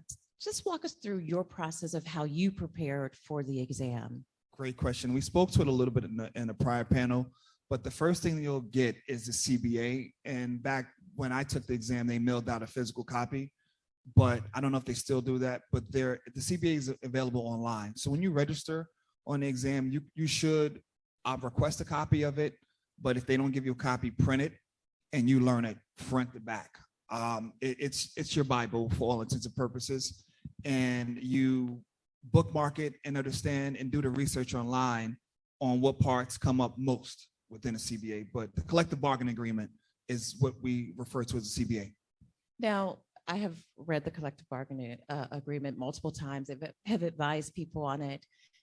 It's kind of complicated, and there are particularly elements that are a little more advanced than if, as you said, you have a bachelor's degree of 7 years of negotiation. You need a little more insight than that to prepare, and reading it isn't enough, in my opinion, That's right. to prepare for the exam. So there are training courses. There's a guy, Neil Stratton, who runs an organization called Inside the League. And I think the website is insidetheleague.com. And he's on Twitter and Inside the League, and he's a great resource for it. He's created test examinations. And I know there's several of them, but if I would recommend one, not that I'm recommending it, but if I would recommend one, it would be Neil's course, because he gives a study guide on the things that are going to be in the exam. And it's a great question, Omarosa. And the practice exams. What I will say is before you take the exam, there is a seminar, a 2-day seminar, still 2 days, that you'll go to. And for years it was live. I don't know if it's live after COVID, but if it's online, it's still a 2-day seminar, which I took notes. Like I took copious notes, like it was a law school class, right? And I bullet pointed everything. The exam really is the seminar outside of a few things, right? And I know I don't want to speak too far ahead because I saw the questions, I saw the answer to the test, right? But you want to take copious notes at the seminar, because that's really what's on the exam. There are probably 7 to 8 questions that aren't on a CBA, but that come directly from the seminar that'll be on your exam. Now, you mentioned a seminar. If they want to Google right now, how do they find this seminar? Where is that information available? So it will be on the NFLPA website, and it's a requirement to attend it, whether in person or virtually. If it's virtually still, I think last year was virtual. So it's not a thing you can attend if you aren't registered for the exam. That's right. When I was doing research for this panel, there were a ton of study groups to help prepare. They were on Facebook, they were on TikTok, some of them met in cities. Are you aware of any, study groups that you would recommend? And do you think they're helpful? That's a great question. It's a pro and con to study groups, right? For me, I would say no, because if you're studying and you're helping to teach someone else and you fail, you're going to be mad at that person you helped, right? And then there are going to be a lot of free riders, people who don't know and don't really have a great concept of what to do or what the exam holds and how to approach the questions. And you'll waste time arguing with that person trying to prove the point when there are areas where you need to be stronger and to pass the exam. Okay, would you characterize the exam as difficult? The exam is made for you to fail, right? As Javon spoke about on the previous panel, they're trying to eliminate and lower the number of agents. So they make it more and more difficult. Last year, I think the number was under 40%, 36%. Did you say 36% pass rate? Yeah. Or is that the pass rate or the fail rate? Pass rate. Oh my. Yeah, 36% pass rate. So 64% of the people who take the exam will fail. Mhm. And so you don't want to be in a room with people who, aren't going to pass anyway, and you're spending your time trying to teach them exam when you really need to take advantage of that time. Now, how would you gauge if you are ready to take the exam? I would, be reluctant to encourage somebody to take the exam, pay all of that money, and get to that point where they're part of that 64%. How would you just give them kind of a measure of, okay, you're ready to take this exam and succeed and pass it? So great question again. I don't know if there's a certain thing to say, like ready to take this. There's differences between ready to take the exam and ready to be an agent, right? You can be a 23-year-old with a master's degree and you're smart and you can, you've graduated with a high GPA and you're ready to take the exam. And that means just the fortitude and the time to, study. All right. I probably studied close to 2 months seriously for the exam. Like I shut down time and, Did you study like you studied for the bar? Absolutely. Or was it a different? Absolutely. That's But not for intense. 2 months though. Okay. Like for the last month. All right. Okay. Not for 2 months, but for the last month, I studied like the study for bar. I have a fear of failure. Right. And so when I go into things, I go into it fully. And I'm a researcher and I looked at the things that work and the things that don't work. And so my approach was I learned the CBA before I took practice exams. Right. Because you can try to get into the practice exams and you start to believe that you see what's coming and you start doing tricks like we do in law school. Right. You try to do the tricks but they don't work if you don't have the foundation of the law. And so that's kind of what I approach. Okay, so if you are making decisions about majors, course of studies, you mentioned the importance of law in this process. Would you encourage the students who may not be in law school, but maybe undergraduate students, would you encourage them to take that path to law school to prepare for an exam like this? I don't. I said that last panel, and I know people just tuning in, so I hate to keep referring to the last panel, but law school, and you're 2L, so right? 1L was the most painful thing I've ever went through, right? It's hard. It's really hard. And if you go through all this, and you cross that threshold and they give you a degree, you should practice law, right? You should get your experience. You shouldn't use this as a catalyst for being an agent, right? For me, I practiced for a little while, but I always knew I was gonna be an agent, and I have a different experience for me coming from music, and I work with rappers, right? And so I know that there are people in rooms that will try to down you and say, oh, he's just a street person. So I had, me being an attorney and having a law degree from a place like Fordham, which was expensive but very hard, I felt like it built my credibility, right? So, and also being older, I wasn't 25 years old. So it's important to have transactional experience, business experience. And if you go to law school, practice law. This is a beautiful journey. As you know, there aren't a lot of us who are attorneys at all. And, when you look at it, like, it's like the movie Philadelphia, right? I love that. And some of you may not have seen, but you should watch Philadelphia, right? And Denzel Washington and his opening and closing statements are like moving, right? And so that was like really one of my inspiration. My other inspiration to be an attorney, I'm talking to you lawyers out there, was Blair Underwood, right? When I was a kid, I didn't know about lawyers. I'm from Brooklyn, and my friends got locked up. They went to a juvie jail called Spofford, and we heard about like public defenders and how they collaborated with the district attorneys to get our friends, in jail. But Blair Underwood was like this beautiful young man who's from the inner city in Los Angeles and who worked at a big firm, and was like, wow, I could be him someday, right? And so that was my inspiration. So you inspire people by practicing as an attorney. You inspire people from taking advantage of your education and continuing to practice and then coming back to this. I want to just touch on something that you said. First of all, first year of law school is only hard if you don't have solid day ones, and my day ones are over there. Raise your hand, Rod. My day ones are over there. So I made it through my 1L, and of course, ABC Dickerson. You got to have a good village of people, and it's doable.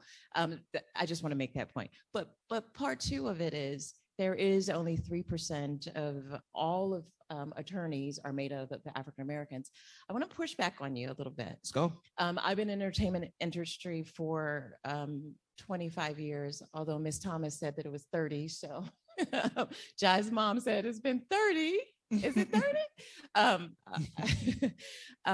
But I have to tell you that the cheat code is, for me, the law, right? That what cuts across all of the mess, and I manage clients too. I don't want to manage a lot because they're insane. But what cuts across all of it is the law, is knowing the law. I'm gonna push back on you. Okay. We led with how many years of experience? Well, I'm only 20, so I don't know how 30 No. years is possible. What have I been saying? Experience, right? And so the experience plus the law is great. Okay, copy that. Right? Like if you are on God forbid, if you're accused of a great crime, are you going to hire a new attorney or an experienced attorney? I'm hiring Larissa. She's gonna get me out of any situation. No. One of the things that you said that really I think resonated with me as we talk about the exam itself, and you said, "Are you ready for the exam? Or are you ready to be an agent?" Just raise your hand if out in the audience if you think you're legitimately ready to be an agent right now. Respect, okay. Because I want us to talk speak to that. I decided to move from in front of the camera to doing some light management. And what I underestimated was the role of mental health in working with clients. I think you need a business degree, an MBA, and a social work degree, right? Some kind of certification in mental health. Because what I encounter with my clients, when I'm telling them this is the hour, there's some levels of that, right? Yeah. So I think it's important to speak to what it means to be ready before you even take the exam to represent athletes, to represent clients. What does being ready mean? Because I was not ready for the social worker aspect of working with clients who sabotage themselves. Talk about it. I wasn't ready. Talk I about thought I it. was. So yeah, it's that part of it, right? There are no days off. There's no time clock to it. If you're a 9-to-5 person, then this isn't for you, right? If you want to be able to take a vacation and not have your phone and look at it, or your significant other or your support group don't understand it, move on, because it's a thankless job at many times, right? You may see some people at these great places at the draft, on the sidelines before games, but there's so much that goes into it. We have to stop. In many cases, we are preventing them from sabotaging their lives and like making really hard decisions. And when they make those decisions, right? There was someone once said, like, there are going to be things that happen within their careers, but we would prefer that those things be speed bumps other than derailing factors, right? Because there is a line of talented people, as far as you can see, that are physically able to play in the NFL or NBA, right?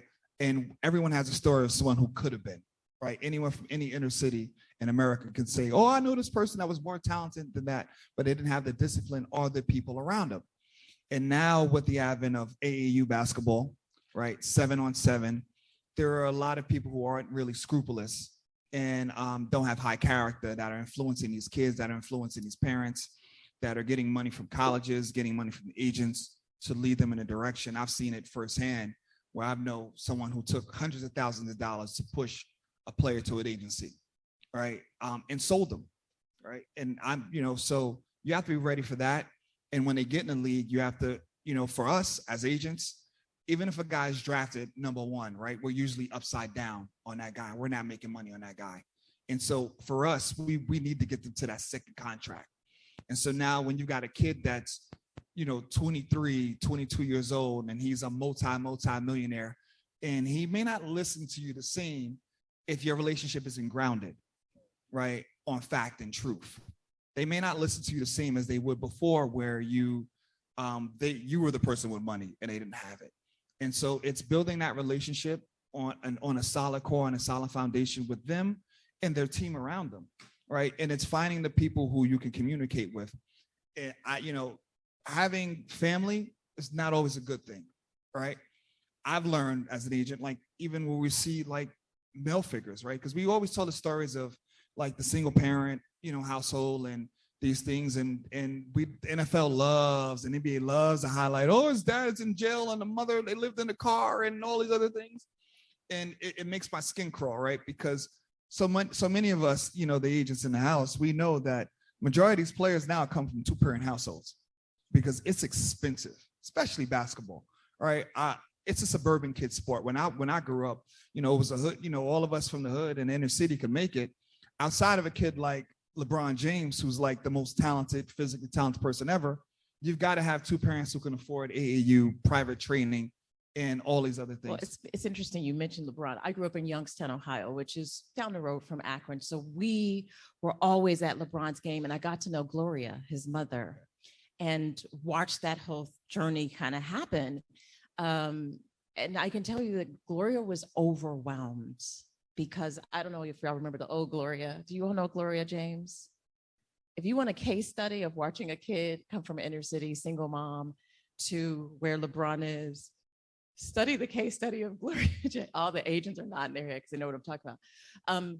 You do have to have more than just, your homeboys in your ear saying, because I did it. My first major contract, I balled out.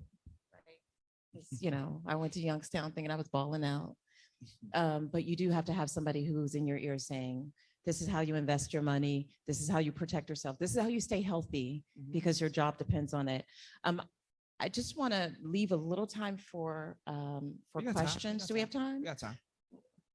I have 7 minutes. Oh, 7 more minutes before questions or 7 more minutes for the whole situation? Oh, very good. All right. I want to just, I'm not going to go down that road. I'll go back to the exam itself because we can go off track about being ready. Before you go there. Thank you. You have to be willing to tell your client no and be okay with them firing you. All right. Like I've had Kelton knows, Javon knows, I had a client last year, right? That was like an historic fall from grace. All right. And I just thought I had me a first rounder.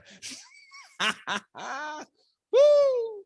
Right. And throughout the process, I was honest with him and his family. And I told them everything that would happen if they didn't do things and really like dug into them. And I'm still his agent to this day because of that. And that the first thing that happens when something goes wrong is that agent gets fired because they blame the agent. It's like, no, it wasn't you because you told us. Right. And I said, I don't care if you fire me. If you don't do this, this is going to happen. And they didn't do it and it happened. Right. And now they're like, you were right. We got to listen to you moving forward. And so you got to be okay with telling your client no. Being the adult in the room, even when the other adults aren't acting like adults. When to say no. I have another client who last year was, who did happen to go in the first rounder, and they got a nice check, millions of dollars, 21 years old. And they wanted a few things. And I said, all right, well, if you want to do these things, I have connections to help you get a couple of those things, but you can do this, but not that. Right. And you don't need that. Your mother don't need a brand new house right now because this check might be the only check you get. And we're going to treat it like it's the only check you get until you get the next check. So if she she wants to live with you or you want to make improvements on how she lives in now, that's fine. But just go off track. Like, that's part of being an agent, right? Because we'll negotiate one deal every 3 to 5 years, right? But what we do in between is what's really representation. And it's building the rapport with your client so that you have the trust and you have the connection so that when everything goes wrong, and it goes wrong, that they still trust your sound judgment and that you will guide them through whatever that storm is. Right. And that's critically important. Right. And Kelton said it last, panel about making sure that this person's a fit for me, right? Because you don't want to represent someone you don't like. Don't chase talent. Don't chase mock drafts, right? Because there are some young men, unfortunately, like you meet that you can't help them, right? And if you believe, oh, I can just help them and do this, and then the things that were going to happen when you question your judgment usually happen. Back to the test. This is fun too. I agree. So that we can just wrap this up neatly with a bow. We have the steps, and I'm just going to recap the steps so that you have them in a very solid way. And then when you come up for questions, if there's any part of that process that you have a particular question about the process, please feel free to come. So the first step, as we've already identified, is go to the website, right? From what I understand, there are resources there for you to understand the process, understand what the application looks like, printing out the collective bargaining agreement, and getting familiar with that. That's right. Second step is the registration itself that requires you to have the money, which is $2,500, but also be prepared for the background check. That's right. And then the next, which is the most arduous aspect of the process, is the preparation for the exam itself. Now, should you prepare for the exam before you even register? No, you should not. No? When you register in February and you don't take the exam to July. Okay. So you don't need that much time. I don't think you need that much time, but no. And you want to make sure that you are qualified to sit for the exam. Yeah. And then once you get to that point where you're ready to take the exam, let's close out by just talking with me about the 48 hours leading up to you taking the exam. Do you mind? Sure. Did you rest? What did you eat? Where did you go? Where did you take the exam? All of that. So great question, right? When I took it in person, it was in Washington, D.C., right? And we sat for the seminar and I took those notes. Going into the exam, which we didn't address, right? Like the materials, don't have 1,000 pieces of material when you go on an exam, this study guide, that study guide. Streamline it as you learn it, right? Like you outline, you don't want to go into an open. You can take the It's stuff open book. It's open book. Oh, right. It's an open. Did we miss this whole part? Yeah, of this that's my bad. We discussion? started talking about talking and Open stuff. You know. book. But don't Right. put. It's like anything else. What you say? Don't get it twisted. Open book usually means trap. Right. Open book usually means trap. So do not get trapped into thinking that if you've got the best guides that, because there's 60 questions, right? And you get 3 hours, right? 60 questions, 3 hours. You don't want to spend more than 3 minutes on a question. And if so, move on. At the end of the exam, you have time, you go back to it, but just move on because they're all worth the same amount. And you just really want to approach it in a methodical, scientific way. Wait, one quick question. If you're someone like me who has dyslexia, do they give accommodations on the exam? I think they do. Mhm. I should have got them, but I didn't get it. But yeah, you got to let them know. You got to let them know. Same. I'm going in like,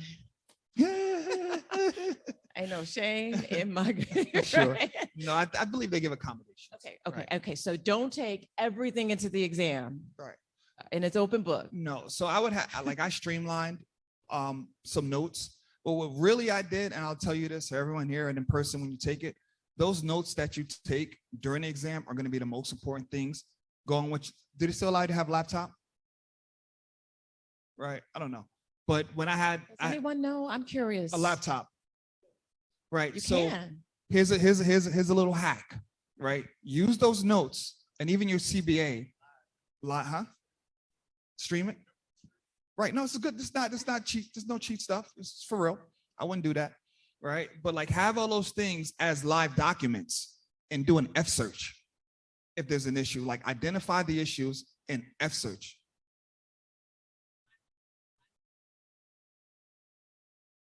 virtual. So you took it from your home. And they're proctoring you. Copy that. Okay. So you can't F-search your notes? Oh, darn. Fascinating. That's terrible. Oh, wow. So Interesting. things ain't the same for gangsters. But no. So yeah, so to streamline your notes, really tab that CBA. That's what you really want to do. You want to identify the issue, right? You want to identify the issue, identify the question, and then tab it. That's probably the most important thing. Color coded. It should look like a crazy person on that CBA when you go into that exam. So you identify the call of the question, you work on how to analyze it, you get the answer. Okay. Sorry for the minute stuff. You flew to DC, you got a hotel with, and all that cost. It was, where did we stay? Ritz-Carlton? Ritz-Carlton. Ritz-Carlton. Y'all balling. Yeah. But I stayed down the block from the Ritz-Carlton. I hung out in the Ritz-Carlton. I stayed down the So block. let's add that to our cost list. You need a hotel for whatever city Yeah. you're taking the exam. You may have to fly there, drive there, etc. Okay, you're about to walk into exam.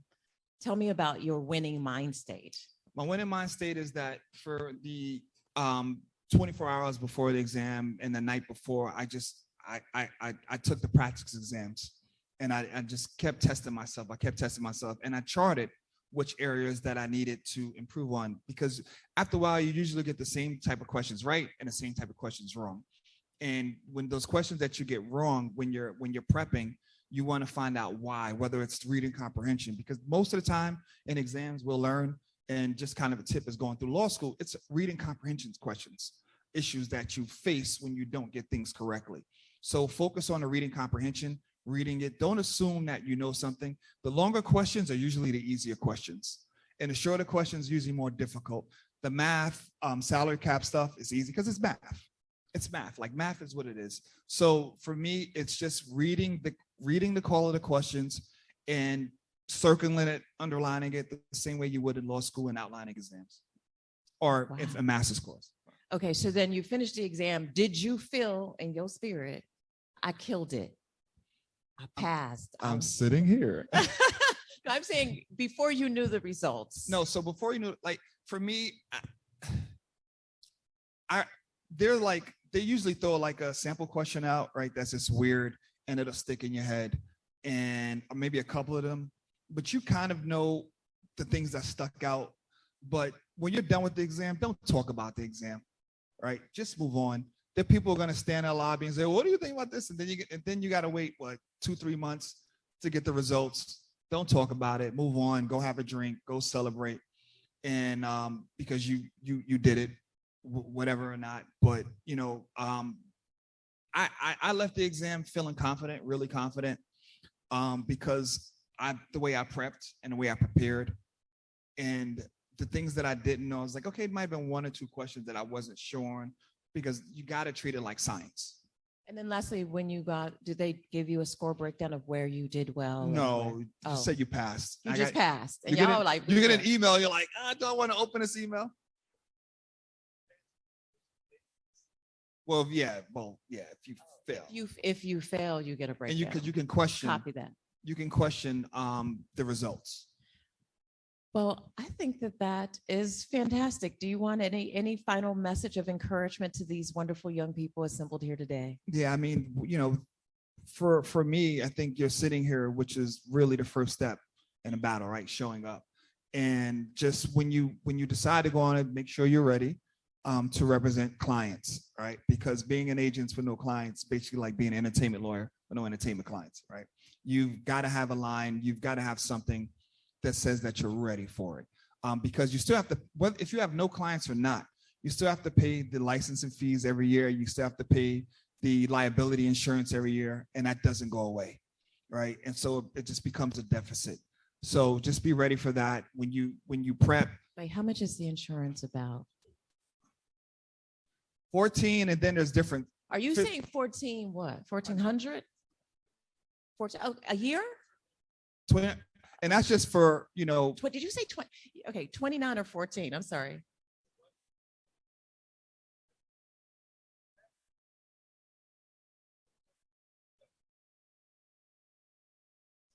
Good point. Can we repeat that?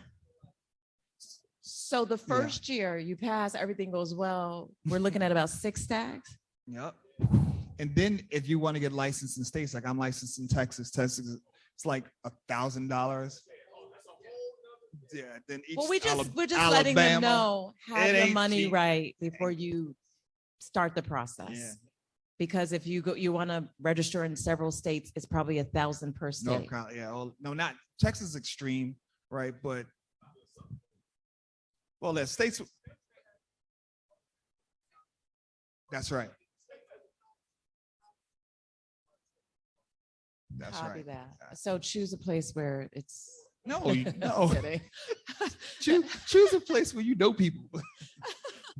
All right. So you all have gotten an inside scoop on this process. You have all the hacks. You have it from someone who has lived it and experienced it. And I want you to leave this opportunity encouraged that right. it is doable, Absolutely. that you can succeed. And we want to see all of you representing multi-million-dollar contracts in Jesus' name. Amen. Amen. Questions? Fantastic. Please step up, say your name, where you're from. And if you don't mind, can we take the in-person questions first before we go to the Zoom? And, Because this and gentleman please has tell come us out where just you're really from. quickly, because I wanna and know where you're from. Good morning. My name is Jonathan Applewhite. I'm born and raised in New Orleans, and I go to University Loyola College of Law. Jonathan, Hello. So my question is, how many? what year are you? I'm sorry. I'm a 3L. 3L, So I okay. got 2 months before I graduate. Amen. Amen. My question is, how many questions do you need to get correct in order to pass?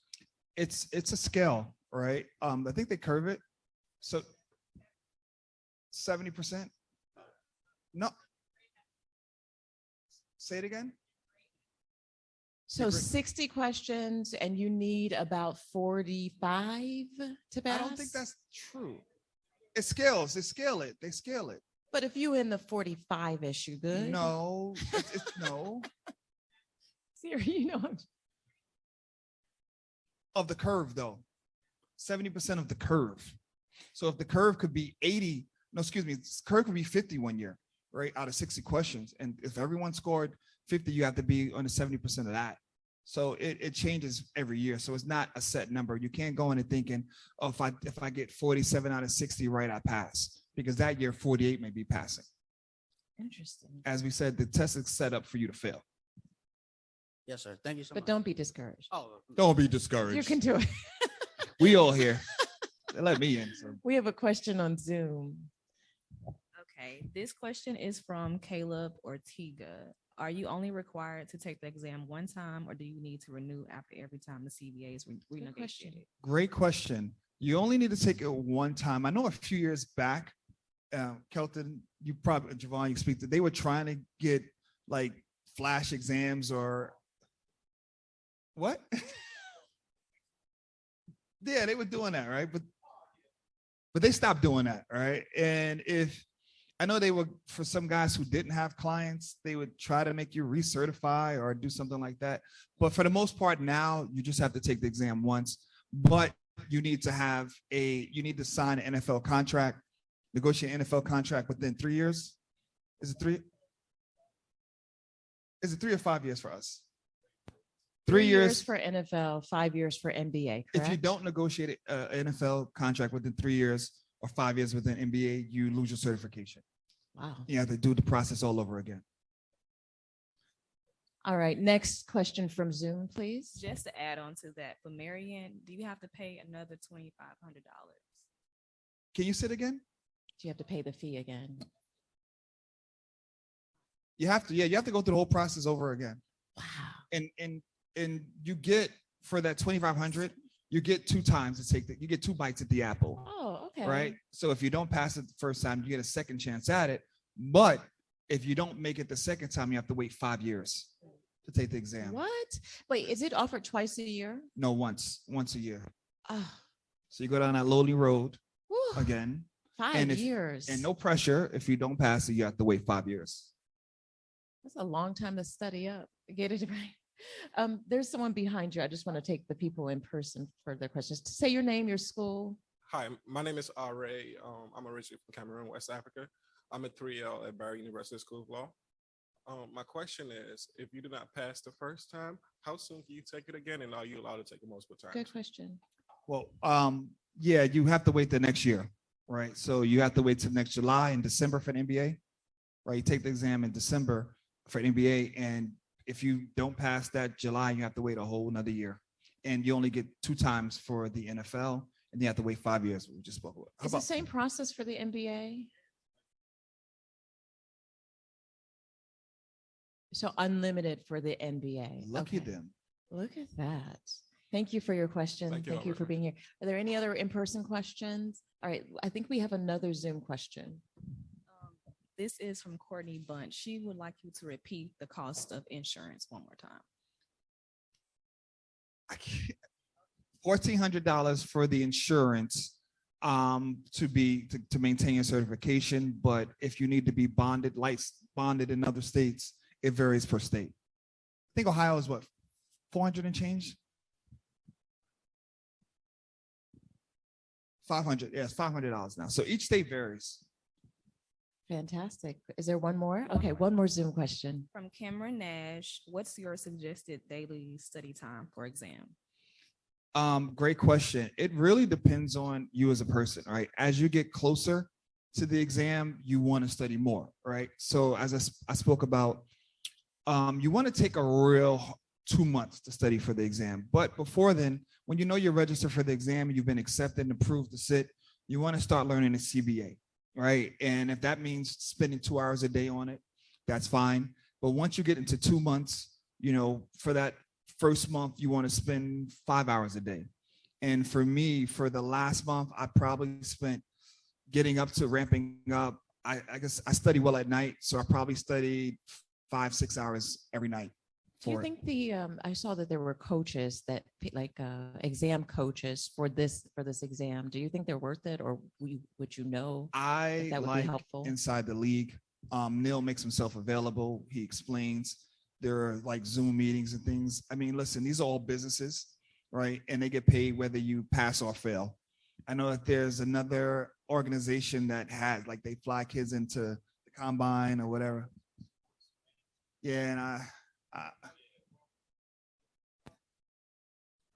Sports I management. don't want to get in trouble. Oh, but, we're you not know, endorsing. Okay, copy not that. Copy endorsing. that. We have another question. State your name, the school, and your classification. It's grown old. Well, I'm grown. No, I'm just Grown. He playing. grown. Turn You it could on. be- No, Listen, absolutely. you can still be in From law the school. Mecca. David Dirks. From I HU? am an HU You? law Nope. graduate. Absolutely. So live in DC. I just wanted some clarification in terms of that application period, background check. Is that a 2-month period that all happens, or is it longer? It's longer. It's from February. right? February until July when the test is administered. Yeah, I Okay. mean, I think I stated that there was like a mix up with me and I wasn't approved to sit into maybe like 2 or 3 weeks before, but I was still studying, knowing that, Knowing you know, that some things were nonsense, wrong. but yeah. Okay, thank you.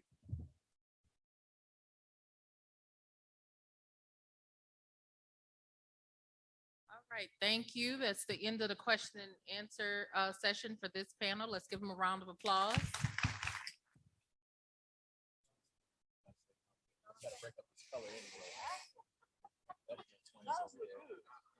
This was not planned. Nah, this is.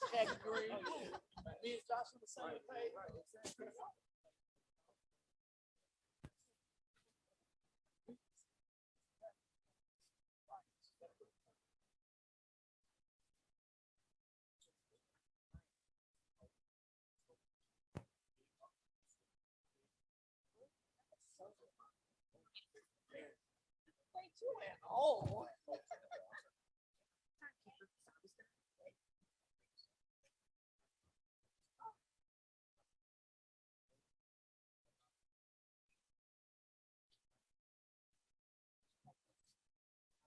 Hello, hello. We are going to get started with our next panel.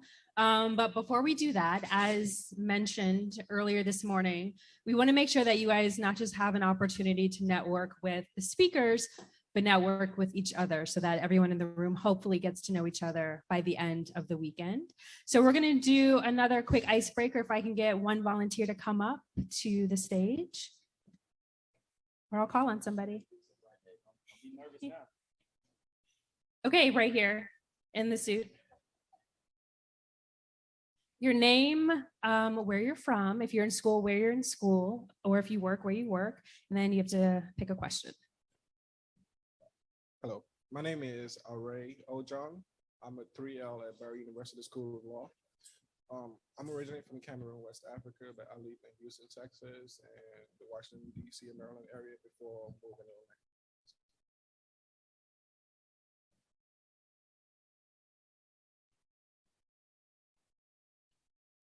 If you could attend any live sporting event, what would it be? I would say Super Bowl. I would say the Super Bowl, only because I feel like it's just a great experience. You get to meet a lot of people, and I just love sports. So. Thank you. And we actually have small gifts for everyone who's been coming up to volunteer today. So those gifts will be coming this afternoon. But without any further ado, I want to introduce the next panel. The next panel is on recruiting and managing clients, because as mentioned, it's great to become an agent.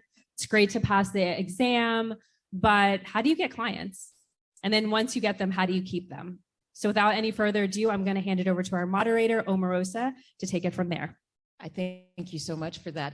I want to welcome you back to Southern University Law Center. You are here at the Sports Agent Bootcamp, and I want to say thank you for being in the room. And for those of you all joining at home on Zoom, you are in for a treat. This is, as mentioned, recruiting and managing clients, an introduction on how to approach recruiting clients, how to build an agency, and how to manage clients once they have signed a represented agreement. Our first panelist is Mr. Orlando Arnold. I was saying that he has the absolute longest bio of everyone on this panel.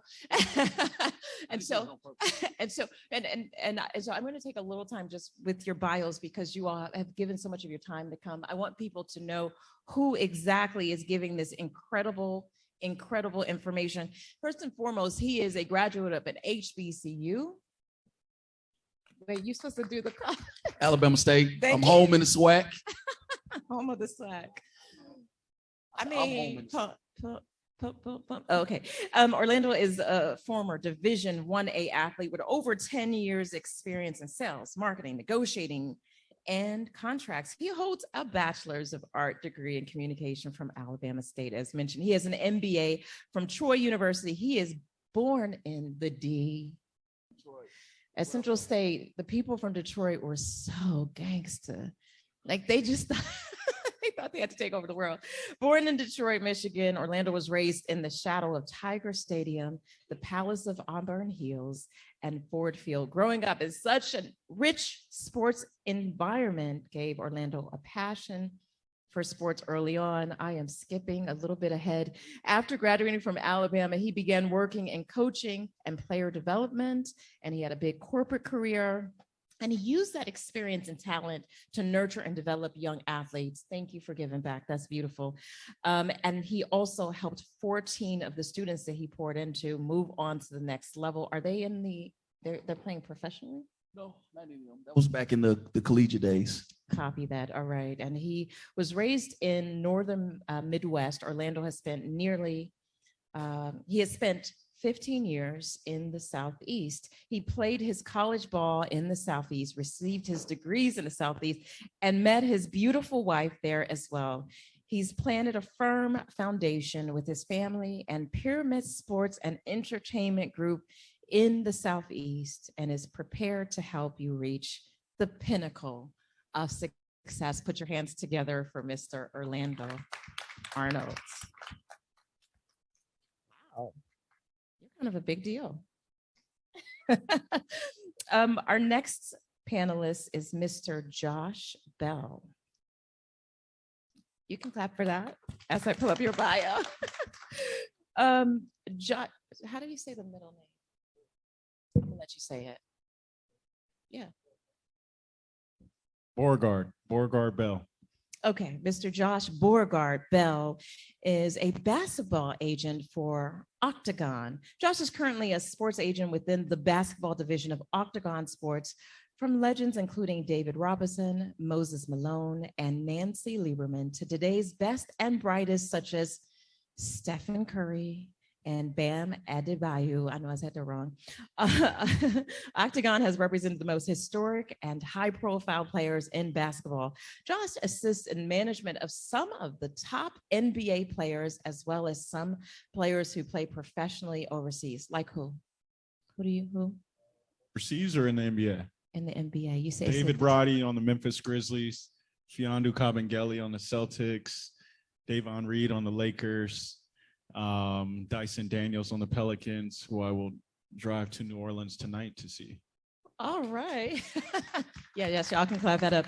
He holds a BA degree from the University of California, Santa Barbara, and started the Black Business Association during his time at UCSB, in addition to being a resident assistant for 3 years and teaching different CLAS courses. What is that? CLAS, so I was a tutor on campus. So I Okay. taught courses in like time management, multiple choice exams, writing essays, that sort of stuff. You know what I'm saying? Josh is originally from San Bernardino, California. He loves to work out. He loves to visit his family, hang out with friends, lots of shopping, and drinks a lot of coffee in his spare time. What a bio. Everybody put your hands together for Mr. Josh Benegard Bell. Up next, we have Mr. Aaron Henderson. Aaron is an NFL agent with Clutch Sports. That's your own company, right? I wish. Oh. No, hello, that is not my own company. That is a company founded and CEO is Rich Paul. Oh, nice. Okay, now I'm going to read your bio and embarrass you a little bit. Aaron Henderson is an NFL agent and the powerhouse sports agency representing some of the biggest athletes across major professional sports. With over a decade of experience in the sports industry, Aaron has been privileged to work with many NFL athletes like who? I'm in Ross St. Y'all know y'all want to know. I'm in Ross St. Brown, Terrell Basham, Carlos Watkins, Tyler Smith. I mean, it's been a lot of Alshon Jeffrey, Jadeveon Clowney, lots of guys. Love it. And this has resulted in over 300 million in contract negotiations. Did y'all hear me say 300 million? Clap that up. Clap that up. In 2017, he became one of the few agents in NFL history to represent a top 100 NFL draft pick while still enrolled in law school. My. Y'all kind of dry after lunch. I just said that he's one of the few agents in NFL history while in law school. I think that deserves a big round of applause. Me and my day ones can barely get caught up on our work, and you negotiating $1 million deals. All right, Aaron holds a BS in sports and entertainment management from the University of South Carolina, an MBA and master's in sports administration from the Ohio University. Oh, okay. Did you see how I was about to lean into that? I was about to give it to him. And then a JD from Southwestern Law School. He currently resides in Los Angeles, the city of angels, with his beautiful wife, Alexia. Put your hands together for Mr.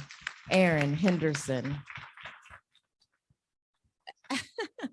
And then without further ado, yes, Mr. Crenshaw, but I have to pull up the bios.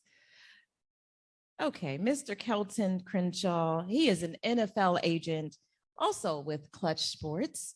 He began his career in experiential marketing, now my reading is a little slow after lunch too, creating signature events for brands such as Nike, Sprite, and Stars Network.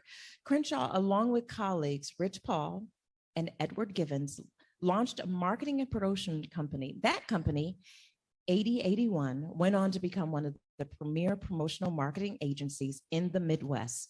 Crenshaw credits his strong network of influencers and personal relationships with many professional athletes to his time in the promotions business. In the midst of working in promotions and branding, Kelton graduated from Cleveland Marshall College of Law and is licensed to practice in the state of New York. After passing the bar, Kelton began leveraging his sports business knowledge to help make the transition into player representation.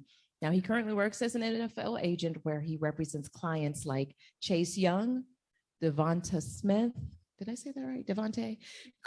Thank y'all. What would I do without you all? Greg Newsome and Kayvon. Oh, I'm about to mess it up then, BO. Thank y'all. Thank you. I know, I struggle all the time, among others. Ladies and gentlemen, please give a warm Southern University welcome to Mr. Kelton Crenshaw. The reason I took so much time to read their credentials is because sometimes we get in these panels and we throw out the names, but we don't really see the struggle, the work, the blood, sweat, and tears. And so I'm going to start with Mr. Crenshaw and just tell me, what was the biggest obstacle you faced and how did you overcome it? Well, for me, my story is a little different. It's like I mentioned before, like the founder and CEO of Clutch is one of my close friends, right? So, I graduated from law school, I was trying to figure it out. I got certified as an NFL agent. So everybody's kind of like, well, why Rich ain't put you on? Why y'all haven't started football yet? So just that transition between kind of like, having a personal relationship with somebody that was, considered big in the representation space and, kind of forging my own path. So just kind of staying locked in, grinding, learning the business on my own. Obviously Javon, he mentioned his dad earlier, like that tough love when you're starting out, learning the business, like no one's going to hand it to you, even if you're like close to a situation. So just kind of grinding and being on my own, that was kind of, that was one of the more difficult moments when everybody felt like you should, have such and such going on or hand it to you. I appreciate it. Orlando, how did you get your first client? Oh, wow.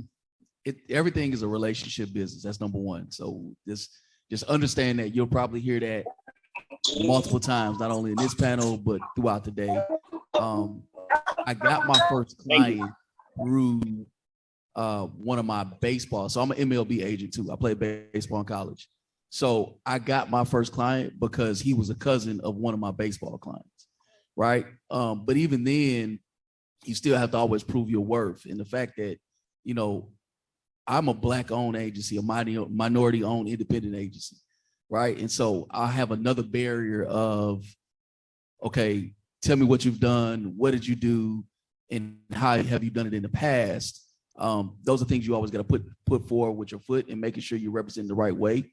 But it's always relationship based. It's always relationship based. I agree. And can you just tell me, why should clients choose you? When you say recruiting clients, they have all of these agents to choose from. What is your competitive edge over other agents? Man, you got me giving out the sauce on live TV right now. No, I think my competitive advantage is that, I sit in a position where I'm young enough to relate to them, but I'm old enough to know where some of the common pitfalls, where they may lie.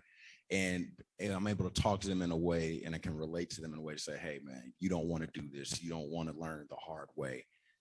Trust, us. Let's continue to build this relationship of trust, but just know I'm never going to lead you down the wrong path. I think that's just, one of the abilities to communicate with these guys at a certain level, just amongst other things, is, kind of one of my competitive advantages.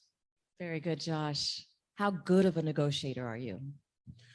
To be honest, I'm still learning, a lot of the negotiation tactics. Like I've been an agent for 2 years, truthfully. So since March of 2021. So I have a lot of young players. The only guys I've done contracts for are Fiondu Kabengele, as well as my guys overseas. The other guys are rookies or on their first year contracts, besides Davon Reed. So I'm learning the ropes from the likes of Jeff Austin, who represents Steph Curry, Alex Saratzis, who has Giannis Antetokounmpo. And I learn how they negotiate, right? And I'm able to network and meet with these teams and be in those rooms because of them. So I start to build out my negotiation tactics just from experience. Very good. Kelton, when you think about engaging clients in this kind of space, is there things that people should be aware of in terms of how to sell yourself, your agency, without overselling and overpromising? I mean, for me, it's just being genuine, just being myself.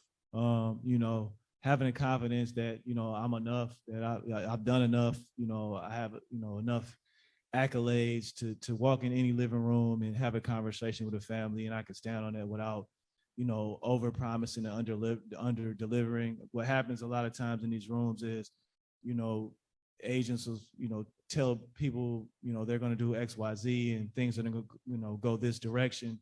And when things fall apart, you know, people are going to hold your feet to the fire. So it's better, in my opinion, just to kind of level set, be transparent, and just be yourself. Very good. Orlando, I went to the first HBCU like NFL day with Prime. He had it at Jackson State. We covered it as a documentary called Tiger Run.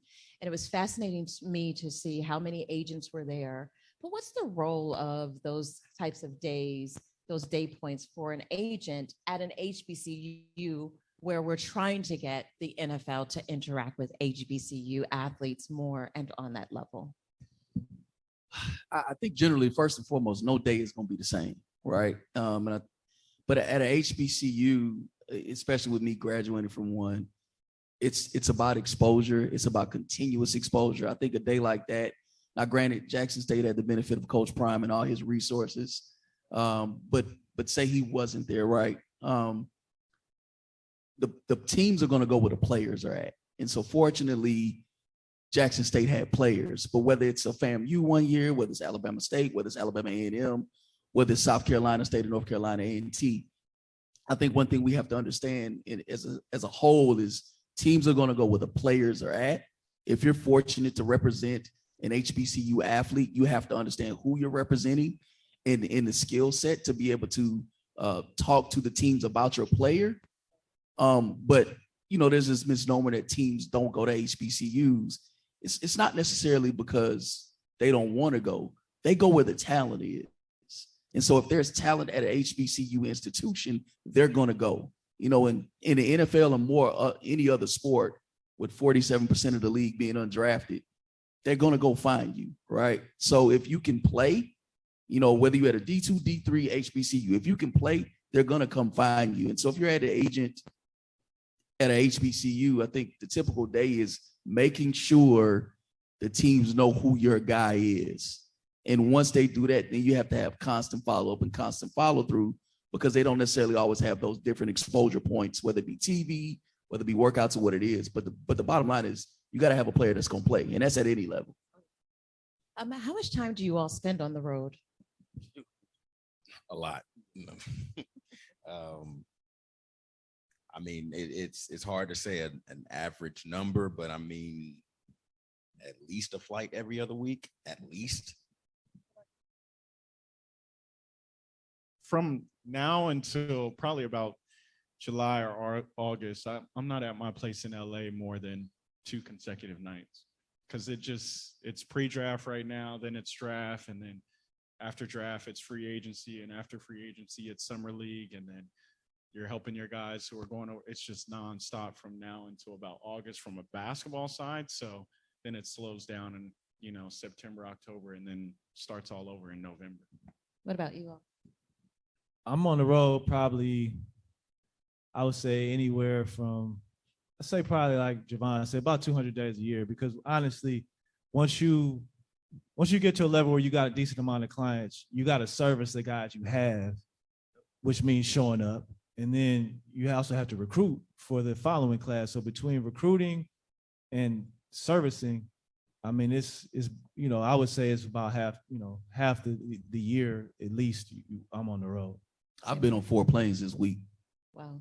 You know, and so for the guys that do multiple sports too, that overlap, you're managing, not only are you managing your existing clients, recruiting for that sport, you're also managing and recruiting for the other sport. Right. And so, like I tell people all the time, once December gets here, don't worry about me until August. So let's get into the nuts and bolts of what that means, servicing a client. Because you say it, a lot of people may not know how much I'm not going to call it hand holding, but encouragement, face-to-face time, being there, knowing where to be, knowing what they need in that moment. I'm on the talent side, but I'm a needy client. Like my agent better call me before that big interview or that big audition. And they better call me on the first day of my shoot for a new TV show. Oh, and they better call me when I rap. They better call me in the car when I'm on a plane. I mean, I'm a needy client. What are your clients like? And what does it mean to service a client? Well, every client's different because every person's different. You know, So you don't have needy clients like me. Some are, you know, I wouldn't I say know we're needy. streaming. But I wouldn't say needy, but some, you know, just for me, I'm always looking at it from an education standpoint. I've always want to educate and empower my players, my athletes to do better things, bigger and better things. So sometimes what may start as a 10-minute phone conversation goes into a 45 to an hour conversation, or it's like okay, I got to catch a flight. I'll be there in a couple of days to come see you. Let's handle this. So it's, you know, but at the end of the day, the servicing aspect of it, I mean, that is 90% of your job anyway. You know, contracts only come due, you know, at worst every year, you know, but I mean, if you're dealing with an elite type of player, 3 to 5 years. So there's a, you know, 2 to 3 year time span where you have to get that client from, you know, rookie contract to second deal to third deal. There's a lot of meat on the bone there. If you're not servicing that client, if you're not providing him outlets or resources, you know, things to help them build their brand, things to help them just, you know, continue their career after football, you know, it's going to be tough sledding for you as an agent. You're going to have a lot of phone calls about, you know, why aren't I getting this, or why am I not doing this? You know, so that's a kind of the servicing aspect of it too, is just, you know, you get a chance to see them and you know, be face to face. You know, they're there, they feel comfortable, they're confident that they know that somebody has their back, somebody, you know, will be they there. just need the assurance. Exactly. Right? What about you, Josh? How does that look for you and your clients? Yeah, two of the hardest parts of the job are recruiting the client and getting them and keeping the client, honestly, because like I mentioned earlier, they can fire you any day of the week. So you have to service them. You have to be there for them. Just an example, like I had 3 clients in LA this week across games against the Clippers, Lakers, G League games, South Bay Lakers. And I was in an arena every day this past week, or with their families, or at dinners, or taking them to a photo shoot, or connecting them with the brand, getting them merch. You just have to be there for them. You know, it's about being available. To his point, you know, every client's different. Some clients want to hear from you every day. Some clients only want to hear from you when it's money time. You know, it's case by case, but it depends on the relationship that you have with that particular client. What about you, Will? Yeah, I mean, that's how you earn your fees, honestly. I mean, you know, especially this is kind of, I should have brought this up earlier. Being Black, they definitely want to see you. You know what I mean? Like they want to be able to, you know, see your face. You know, they're not going to let us off the hook with, you know, draft day and second contract day. You know what I mean? It's you know, that's just the nature of the business. Are you there at first day at training camp? To explain to them when you say being there. So, I mean, it just depends, right? So if you have we're blessed to have a few clients that have a lot going on marketing wise. So although we have a marketing division, sometimes they want to see the agent at certain, you know, activations if it's big enough. Last night, you know, one of our guys in the upcoming draft class won Defensive Player of the Year at an award show yesterday. So I had to go to the middle of Pennsylvania, Wilkes-Barre, Pennsylvania, for the Maxwell Awards last night. It could be something, you know, a birthday party, a private dinner, you know, a family event. I mean, it's a wide. I mean, it's good though, because it gives you, you know, different opportunities to create touch points. But you definitely got to, you know, figure out ways to, you know, be there for your guys.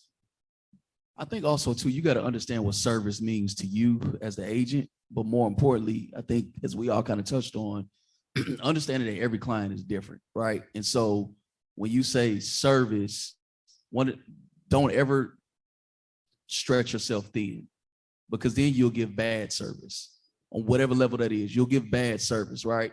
But understanding your clients to the T, to knowing like he's okay if I call him once a week, right? Knowing who the clients are that you have to call every time, or the ones you have to be proactive with. Some want you to call them before something comes up because to them, it feels like you're on it, right? So you got to understand what service is, but service is being present, but also really emotionally understanding your clients to the T. I think the key word for me is rapport, like just having that rapport with my agent, with my representation and my management. Let's get into how to build an agency. Where would you start if you just, let's say you came out of law school and you just wanted to build a sports agency? Anybody want to jump? I mean, that's why they're here for this panel. How do we build our own agency from scratch? I'm sorry, because I'm just reminiscing because that was me.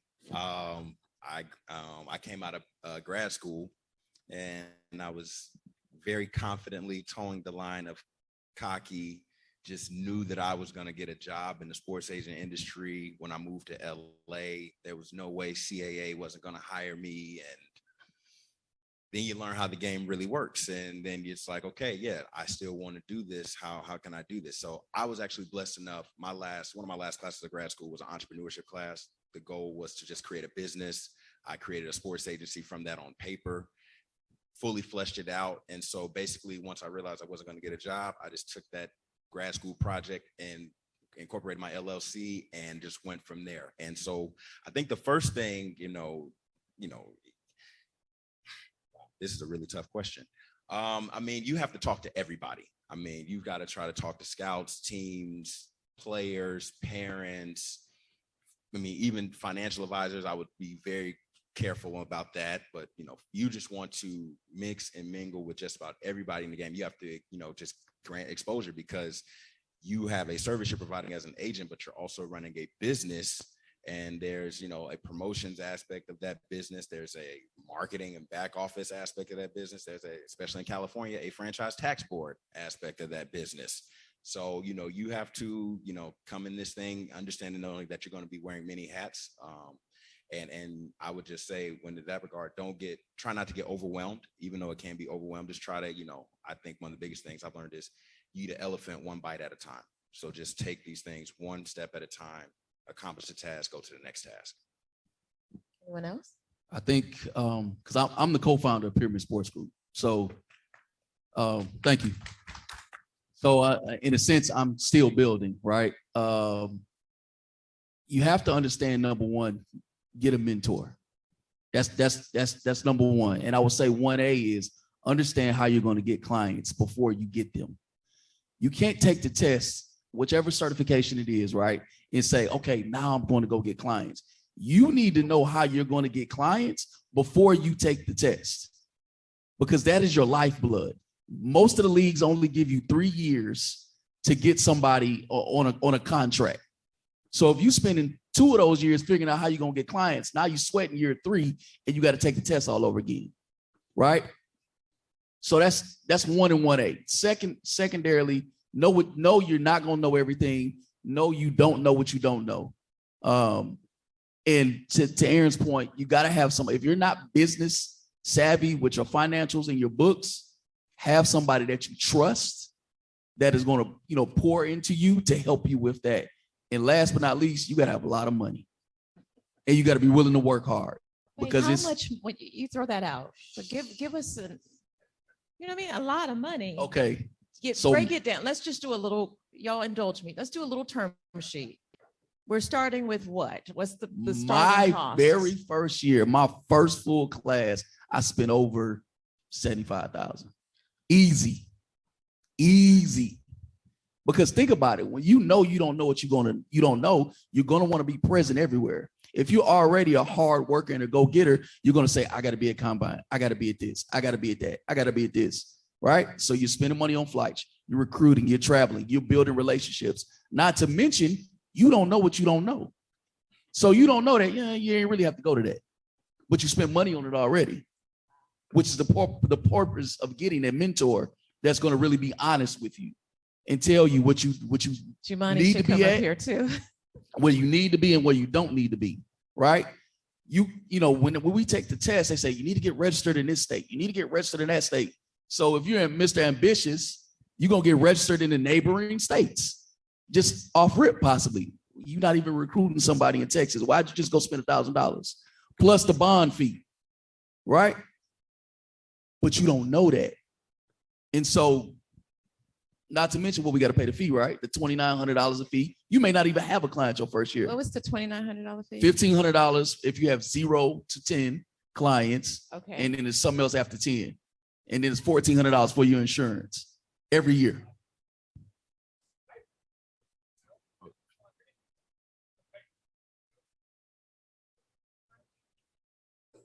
So what Jamani was saying is don't fund mini camp guys. Like, again, that goes back to having a mentor to tell you you don't need to do that. Oh, no. 'Cause So- we didn't even. We didn't even are. throw a number out. I was just. We didn't I even was- throw are. a number I was out. just No, waiting. we gonna be real with it. I was waiting for the dust to settle. We gonna be So- real with it. Trust me. Yeah. Especially if we're talking about recruiting. Oh, that's the dust. We finna take the Band-Aid off. Oh yeah, I was just gonna say I was gonna throw a number out. 2017 number, 30,000, and that's just for the player. You know, that includes the training fee, the stipend, the housing, the rental car, rehab, Food. massage. Oh yeah, and that's Food. low, and that's the old number. 30,000 is the old number. You're lucky if you can do it for 30,000 now. Now, 50 and up.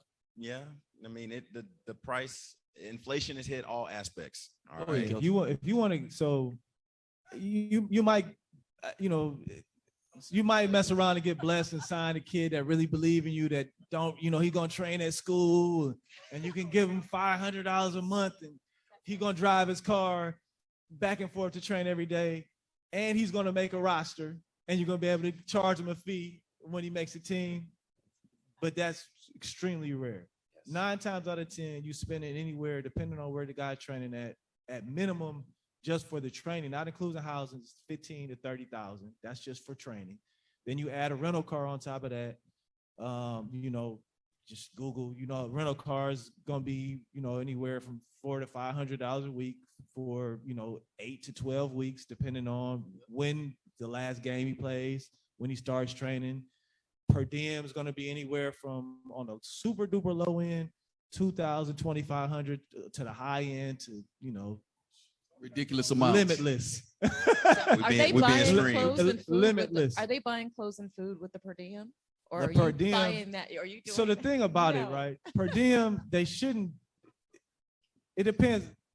Basically, what happens is, man, guys, they go to these big universities and they talk, right? You know what I mean? Oh man, my agent giving me $7,500 a month. Oh really? I'm gonna ask for 10. So, I mean, if you talking about a certified first rounder, the costs are they're literally limitless. I mean, like I can't, and I'm not saying that just to be cute and cliche. Like, you literally could end up spending, several $100,000 on a certified first round But kid. Kelton, what's the most random thing you've had to pay for a client? I mean, yeah.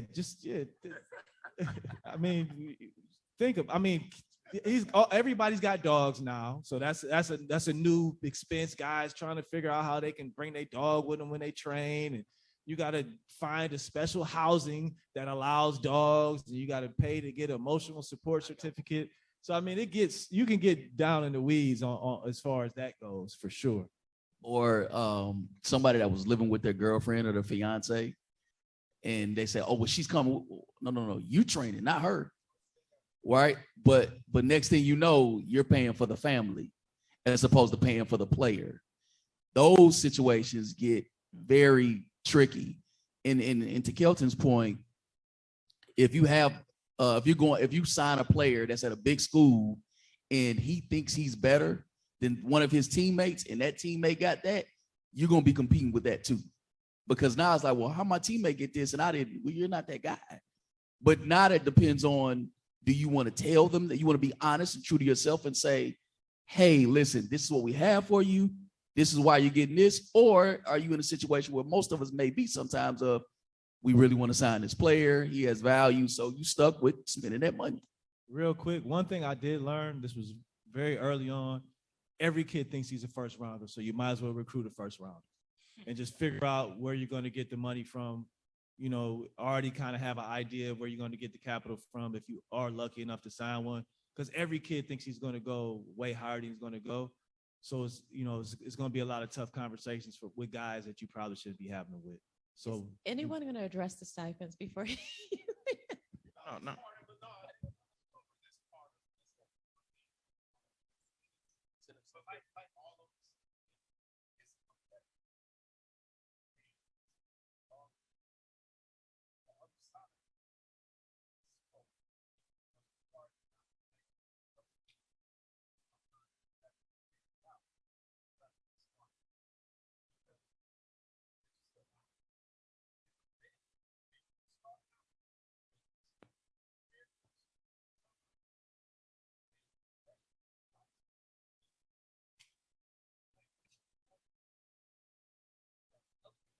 All right, so back to just building the foundations of your business. We understand that there's a massive amount of costs. We understand there's a massive amount of travel. What is the impact on your personal relationships, on your family when you're in this business? I'll speak there. It's been, I think, probably better for me than most. My wife works in the industry as well. She's not an agent, but she works in the sports industry. She understands what I do, for a living, even to the point when we were dating, I told her, I said, hey, if you see me in the club at 2 a.m, trust me, I don't want to be in the club at 2 a.m. I'm just there to make sure he don't get in trouble, so she understands that aspect. It helps, but, there are definitely times where, I'm flying in, she's flying out and, things like that. So you just got to have communication, as always, anything in this life, open and honest conversations, and it definitely can help. I mean, I've been married for like 18 years, and I mean, it's definitely a strain, when you're constantly traveling. To Aaron's point, my wife Gabe, she's definitely very understanding, but it's definitely, sometimes it's like, do you have to do this? Do you got to be there? It's a lot of tough conversations. So it can be challenging. So, making sure you find someone, or you're with someone, or you explain it. I feel like the more transparent you are, the easier it is to manage. I think a work-life balance is important. Honestly, when I first started out, my bosses, my superiors had to tell me to leave the office. I was sleeping there.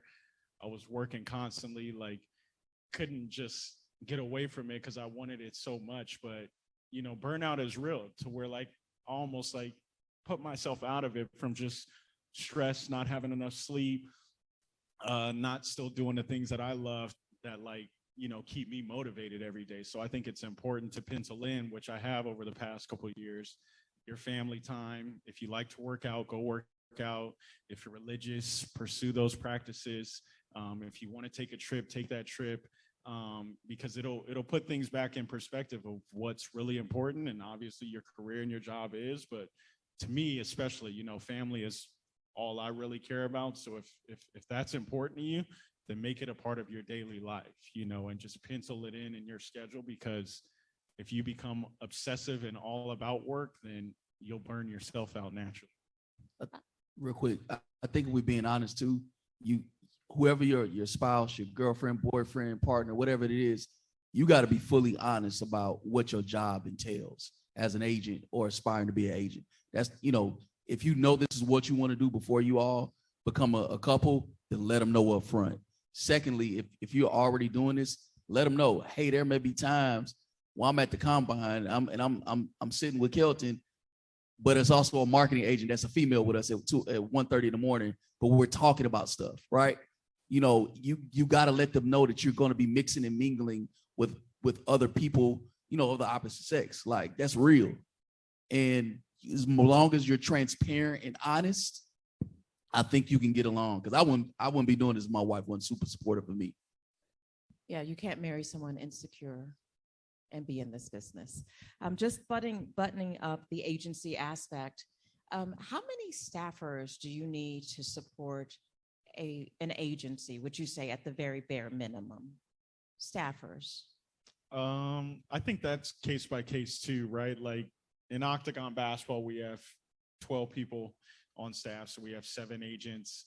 We have one marketing director. We have someone who leads NIL, and then we have 2 recruiting coordinators. So that's just basketball. But Octagon is owned by IPG, which is Interpublic Group. So behind the scenes, right, to their points earlier of starting a foundation and creating a business, there's so much behind the scenes that these clients don't see. You know, they interface with you on a daily basis or see you as often as their family sometimes, but they don't see people working in the creative department or the law department or people on their financial team or people who's building out their foundation. They see you, right? So it's case by case. It depends on the client and their needs as well, how many like staffers will be on their team, but kind of depends on just how your group is set up.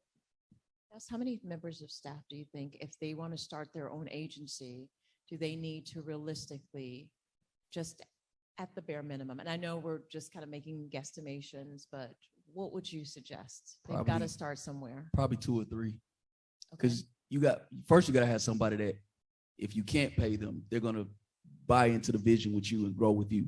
And hopefully they have income as well. Secondarily, if you can pay them, you can't put too much overhead on yourself than clients that you're bringing in. And you got to have people with multiple skill sets. Because if you're starting out building something, you know, you're doing multiple tasks that maybe a bigger firm has people that they pay to do. They have a singular marketing person, a singular client services person, you know, a singular, you know, parent coordinator, whatever the case may be. At a small agency, you're doing all that yourself. So you have to understand that. I mean, I literally do. No. I'm laughing because that's my transition right now. I just started at Clutch 3 weeks ago, and at my previous agency, it's, you know, thank you. At my previous agency, it's like, you know, yeah, I wore pretty much all the hats. If a legal contract had to get reviewed, boom, throw the law school hat on. You know, if it was a flight that had to get booked, guess who's booking the flight? If it's, you know, now it's, you know, totally different, but, you know, it's a different, you know, structured business. And so, come on, man.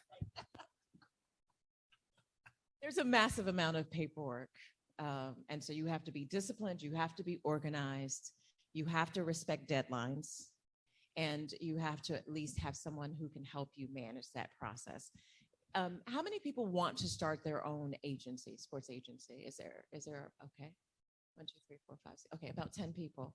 Very good. Okay, the last aspect of this panel is once you sign the client about the representation, like managing, it says first, getting them to sign the representation agreement. Can y'all talk them through what's in a representation agreement? What are some of the elements? You don't have to go deep into it, but just so that they can understand what you're asking them to agree with and what you're promising to deliver on your end.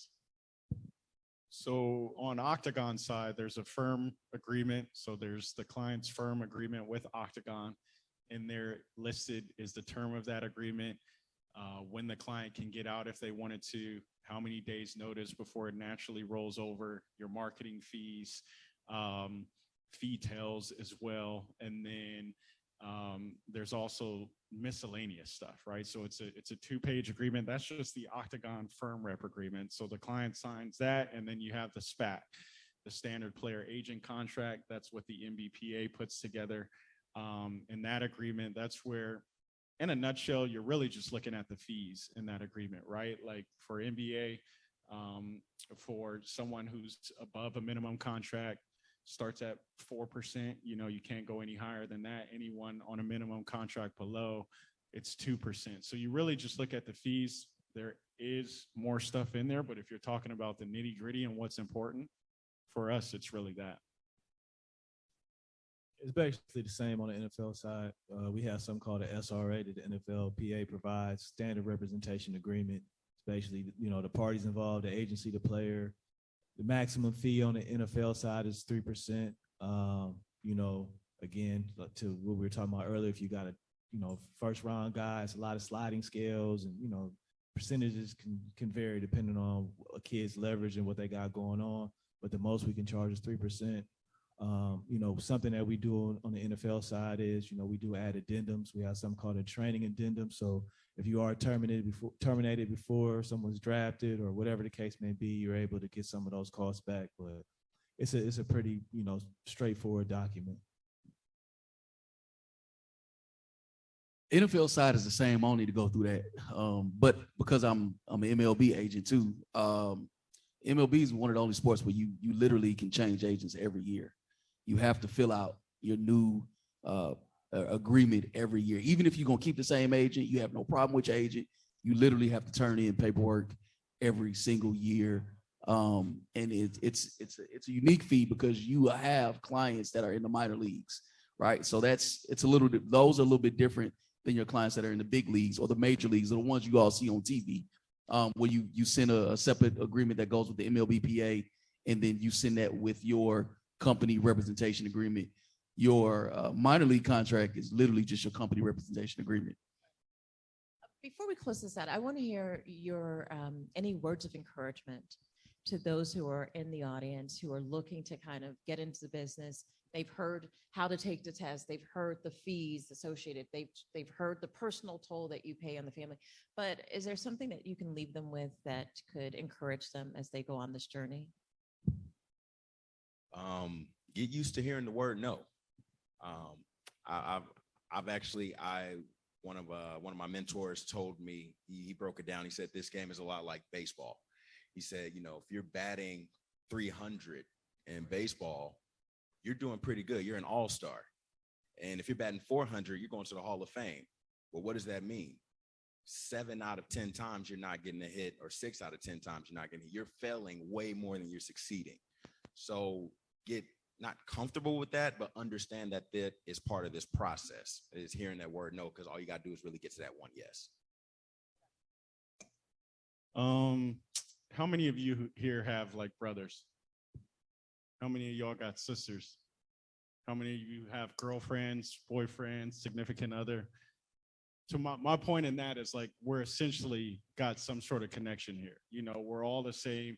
I know when I was just starting out, like I was fearful of reaching out to people in these positions or just even trying to crack the door, right? Like we're all people at the end of the day. There's some sort of alignment. There's some sort of connection.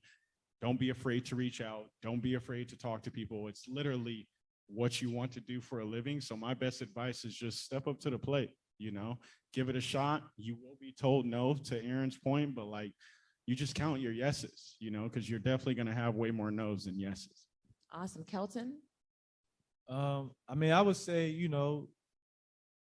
it is rewarding at times. You know what I mean? I know it's a lot of doom and gloom coming off this panel, but I mean, when you have your moment in the sun, it is, it's bright, it's enjoyable.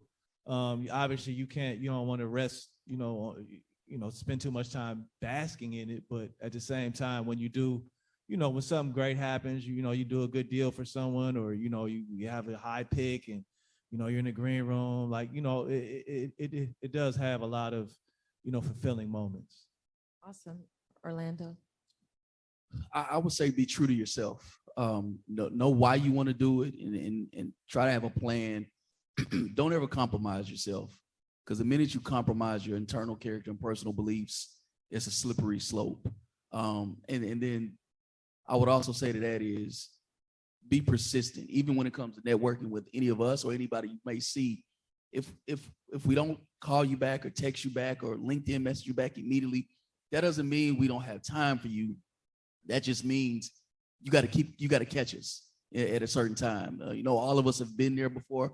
So I would say, and that will trickle over to when you're recruiting. Some people are not going to pick up the phone for you right away. So are you going to stop then, or are you going to keep going? I think if you just keep going and keep pushing, you'll win eventually, and win a lot of times. Thank you. Let's give this amazing panel a big round of applause. If you have questions, please step to the microphone, state your name, your classification, and the school that you attend. And if you're directing the question for a specific panelist, please let us know. Go ahead, sir. Your name, please. Yeah, I'm TJ Polk. I'm a senior at LSU.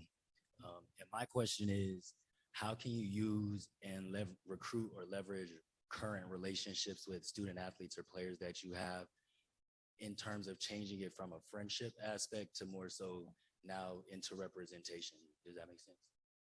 Is that question directed to the panel or what? To the panel. I mean, I would say, well, a lot of times, if you're in that situation, it varies on the dynamic. My personal recommendation would be to partner with someone that may be more experienced to kind of help facilitate that. But, sometimes you might find yourself in a situation where someone believes in you to the point where you are able to do it on your own. But even if you don't partner with somebody, if you've never done it before, I would recommend, definitely tapping in on somebody, leaning into somebody else's expertise, because, it can get tricky, you know what I mean?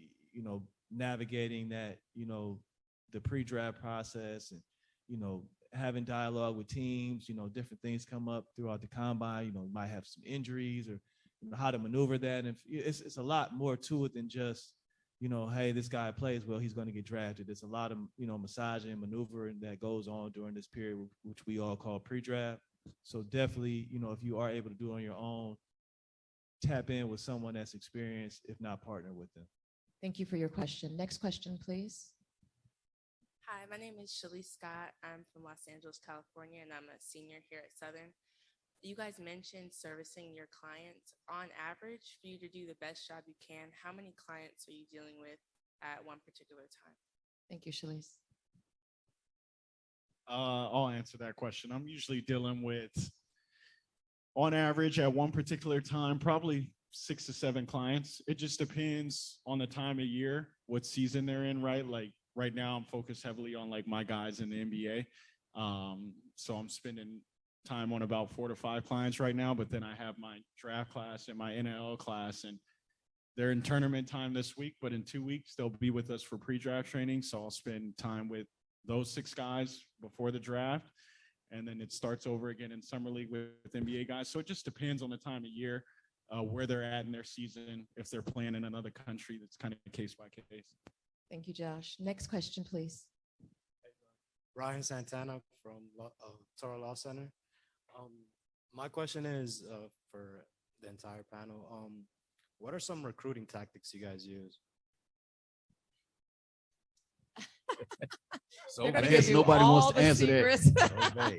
I guess I'll give the most honest but generic. No, I'm not gonna give generic. I'm a personality person, right? So I may not have the 10 plus years. I've been an agent almost 6 years now. I'm not gonna have the 10 plus years that Giovanna gonna have, right? Or I'm not gonna have, say, the big shiny company name that my esteemed panelists are gonna have. I got to be me. Right. And so at the end of the day, you are who you are. And I don't know what you're good at. I know I'm good at establishing a relationship, establishing trust, and then backing it up with the facts of what I've done in the past. But you have to be you. That's the best recruiting tactic I can give you. Because if you try to be somebody else, I think they said it earlier, they're going to see through that. They're going to see that's not you. And at the end of the day, families want to be with somebody that they can trust. Awesome. Next question, please. My name is R.A. From Barry University School of Law. My question is to the entire panel. How do you protect yourself from losses associated with losing a client? I know Kelton mentioned training addendums, but besides that, how do you protect yourself? Let's say you invest a lot of time and money to a client, and then like right before the second contract, you lose it. Or you just chuck it up as a business law. Is there any protection against the loss? No. Like I was saying, a good job, but even then, sometimes that's not enough. I mean, it's. Why don't you go see him after? He's going to give you the hack, right? Oh, go ahead.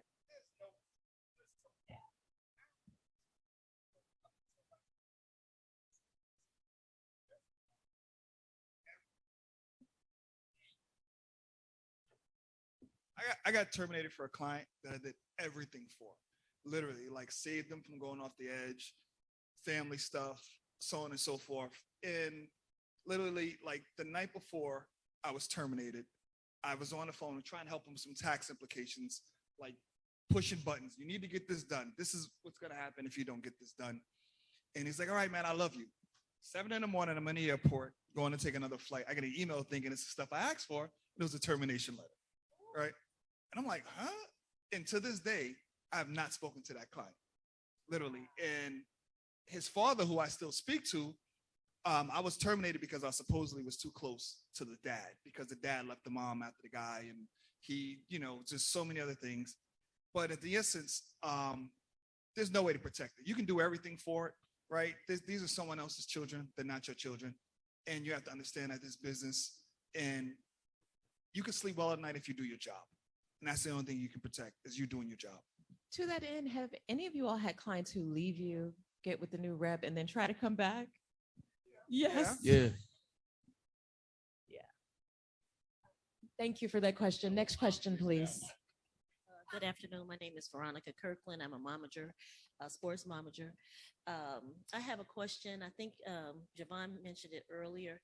At what point you said that you are recruiting in high school now because of the NIL, and I wanted to know when you are recruiting. I mean, you can say it. It's not against the law now. but you not forwardly recruiting. However, you are still in contact or relationship by way of blah, blah, blah. But how is it, are you all able to sign someone at that age, even though some states, kids are able to get the NIL when they are like, I think it's 12 states they can get NIL while they're seniors in high school. Are you all able to sign someone then? So thank you, Veronica. The technical term instead of recruiters, we're building relationships. Building relationships. All right. Secondly, we can, if the state laws dictate us and allow us to, right? So for example, I live in Florida. Florida allows NIL clients in high school. So does California. I think Nevada's getting ready to push that. This state too, right? So when you have a high school student athlete that can do that, then the legislation is opened up for you to be able to sign with an agency to represent you just for NIL purposes. And now most states have college legislation that will allow that, but we still have to follow NCAA and state regulations. It is jurisdiction by jurisdiction, so you just have to check. If you have I'm sorry, I have like a part B. If you have a client that is in one of those states, at that time, do you have to, let's say they'll be in high school, but then let's say when they get ready to matriculate through the system, do they have to get another, sign something else, or? Thank you, Veronica. Yes. Yeah, you basically just got to make sure what you ever signed in high school can apply to that state that they went to. Okay. If it doesn't, then you either got to get somebody that can, or you renew it or whatever it is. But we typically, all of us, follow the state laws. If we can carry on a client from high school to college and the relationship is meaningful, we'll do that. Okay. Thank you so much, Veronica. Next. Oh. Can y'all hear me? Good afternoon. My name is Ezekiel Tyson III. I'm a graduate student at the University of Oregon. My question is for the whole panel. Generally speaking, so when the client-agent relationship ends, is that normally due to a mishap with the agent and the client, or is it kind of poaching from other agents, teammates, etc.? All of the above. It could be anything. Like it could be a client unhappy because you forgot to drop their dog off that day, or they feel like, to his point, their mom or parents are too involved and they only want the relationship with you. Another agent is telling them they can get them this deal with this team because they have a relationship with this GM or president of that team. Like, it's all of the above. Thank you for the question, Ezekiel. Next question, please. Hello, I'm Bryson Blackman George from Los Angeles, California. I'm a senior at Jackson State University, and this is for Mr. Henderson. You mentioned creating your own agency and then going over to join another agency. How did, as a student that wants to make his own agency, create his own agency, how did that work out for you? You know the definition of luck? Opportunity mean preparation. That's kind of it, man. It's a very one-off story. I mean, even how I signed my first client through my company was a friend of mine, or an associate that I met in grad school, and we connected and had a good relationship, and he became my first client and trusted in me. And I took that relationship, and with his blessing, just went and started interning at different agencies, because I was going to drop out of law school to focus on him. He told me, don't drop out, stay in school. So I stayed in school, and I used the fact that I had a client and the fact that I was a student to intern at pretty much every agency I could in the LA area that would take a certified agent on as an intern. So, like I said, my story is very kind of unique, but I guess, like I said, it's really opportunity meeting preparation. Okay. Awesome. Thank you for the question. Next question. Hi, my name is Josephine, and I'm from Calabasas, California. I go to LSU, and my question is if you guys have any advice for women wanting to work in the sports industry, and is there like a credibility difference, especially for women wanting to work in like football or in the NBA? I don't think so, because one, LSU and Alabama, there's so many women, that work in the sports industry that started off in recruiting or football operations at those two schools in particular.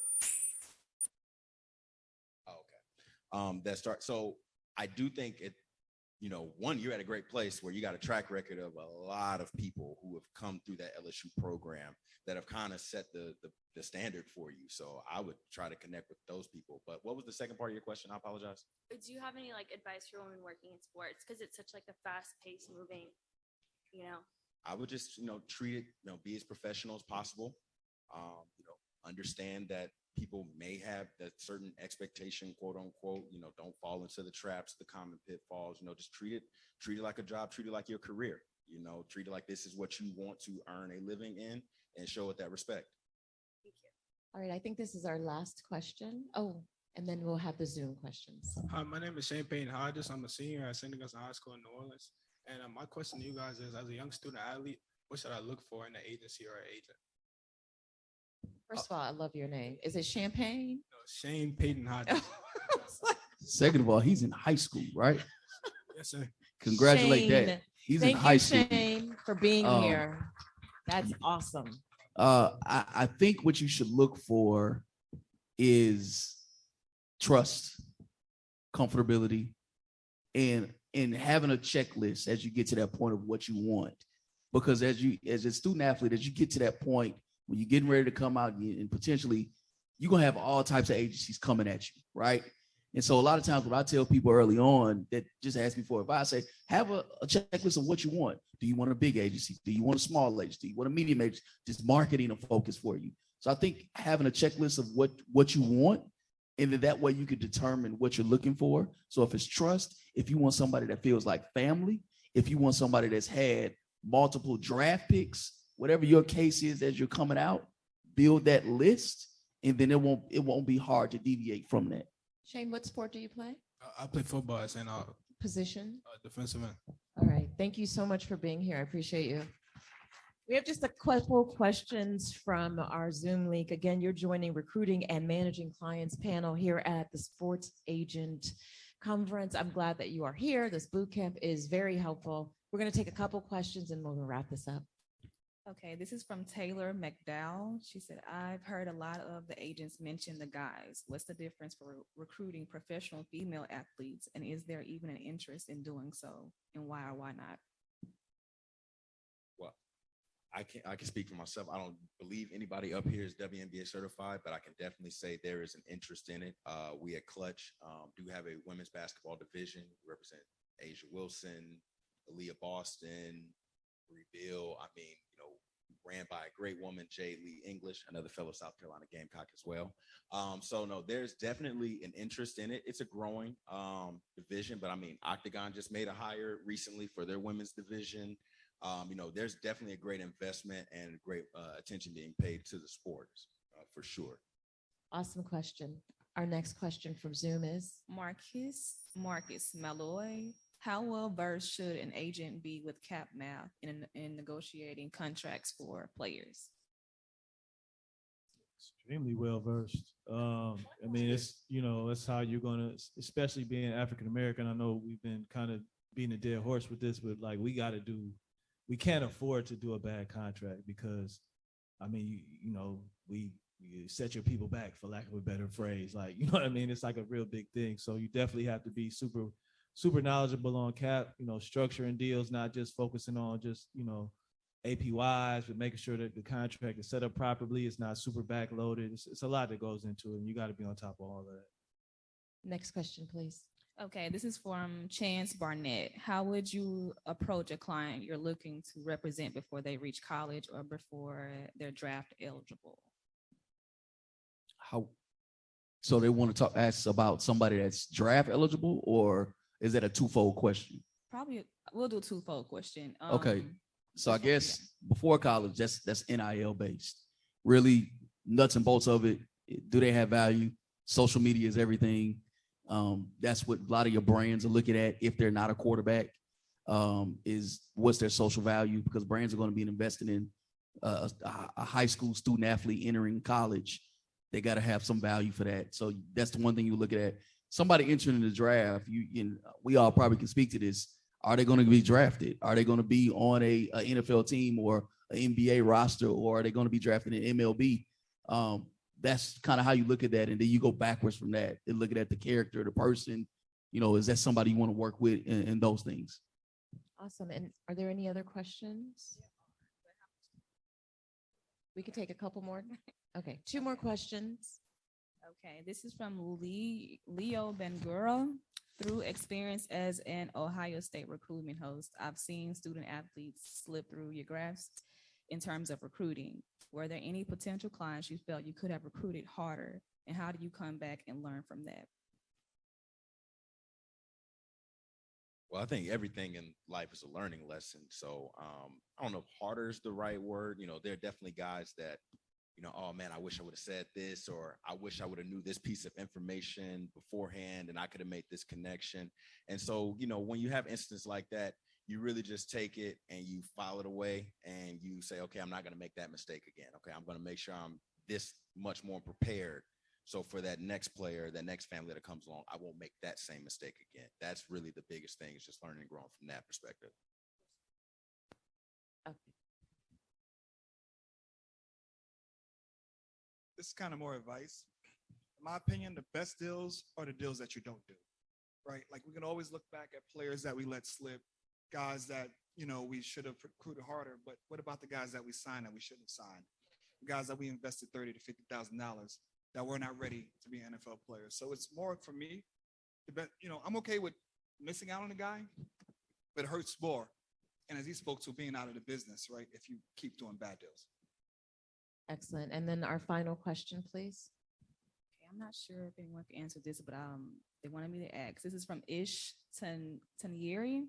For those interested in learning about Olympic and Paralympic space and representing those athletes, how does it work in non-NFL and non-NBA spaces?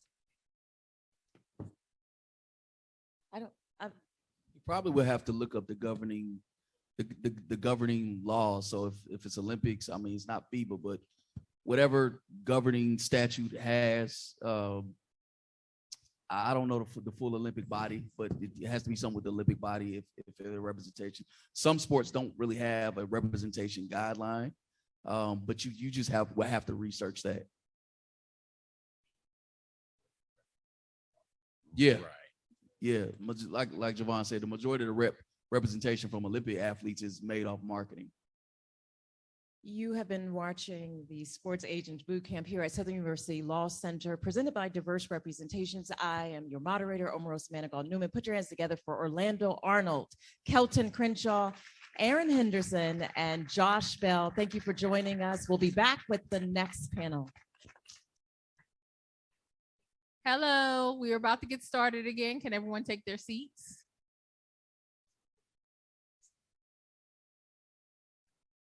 Thank you so much. I'm hoping Chancellor Pierre comes back in here because today is his birthday. I did the Stevie Wonder version of Happy Birthday when we were in the hall. So I'm about to turn it over to the moderator, Mr. Lorenzo Smith. He's a Kappa man. I was just corrected about that in the hall.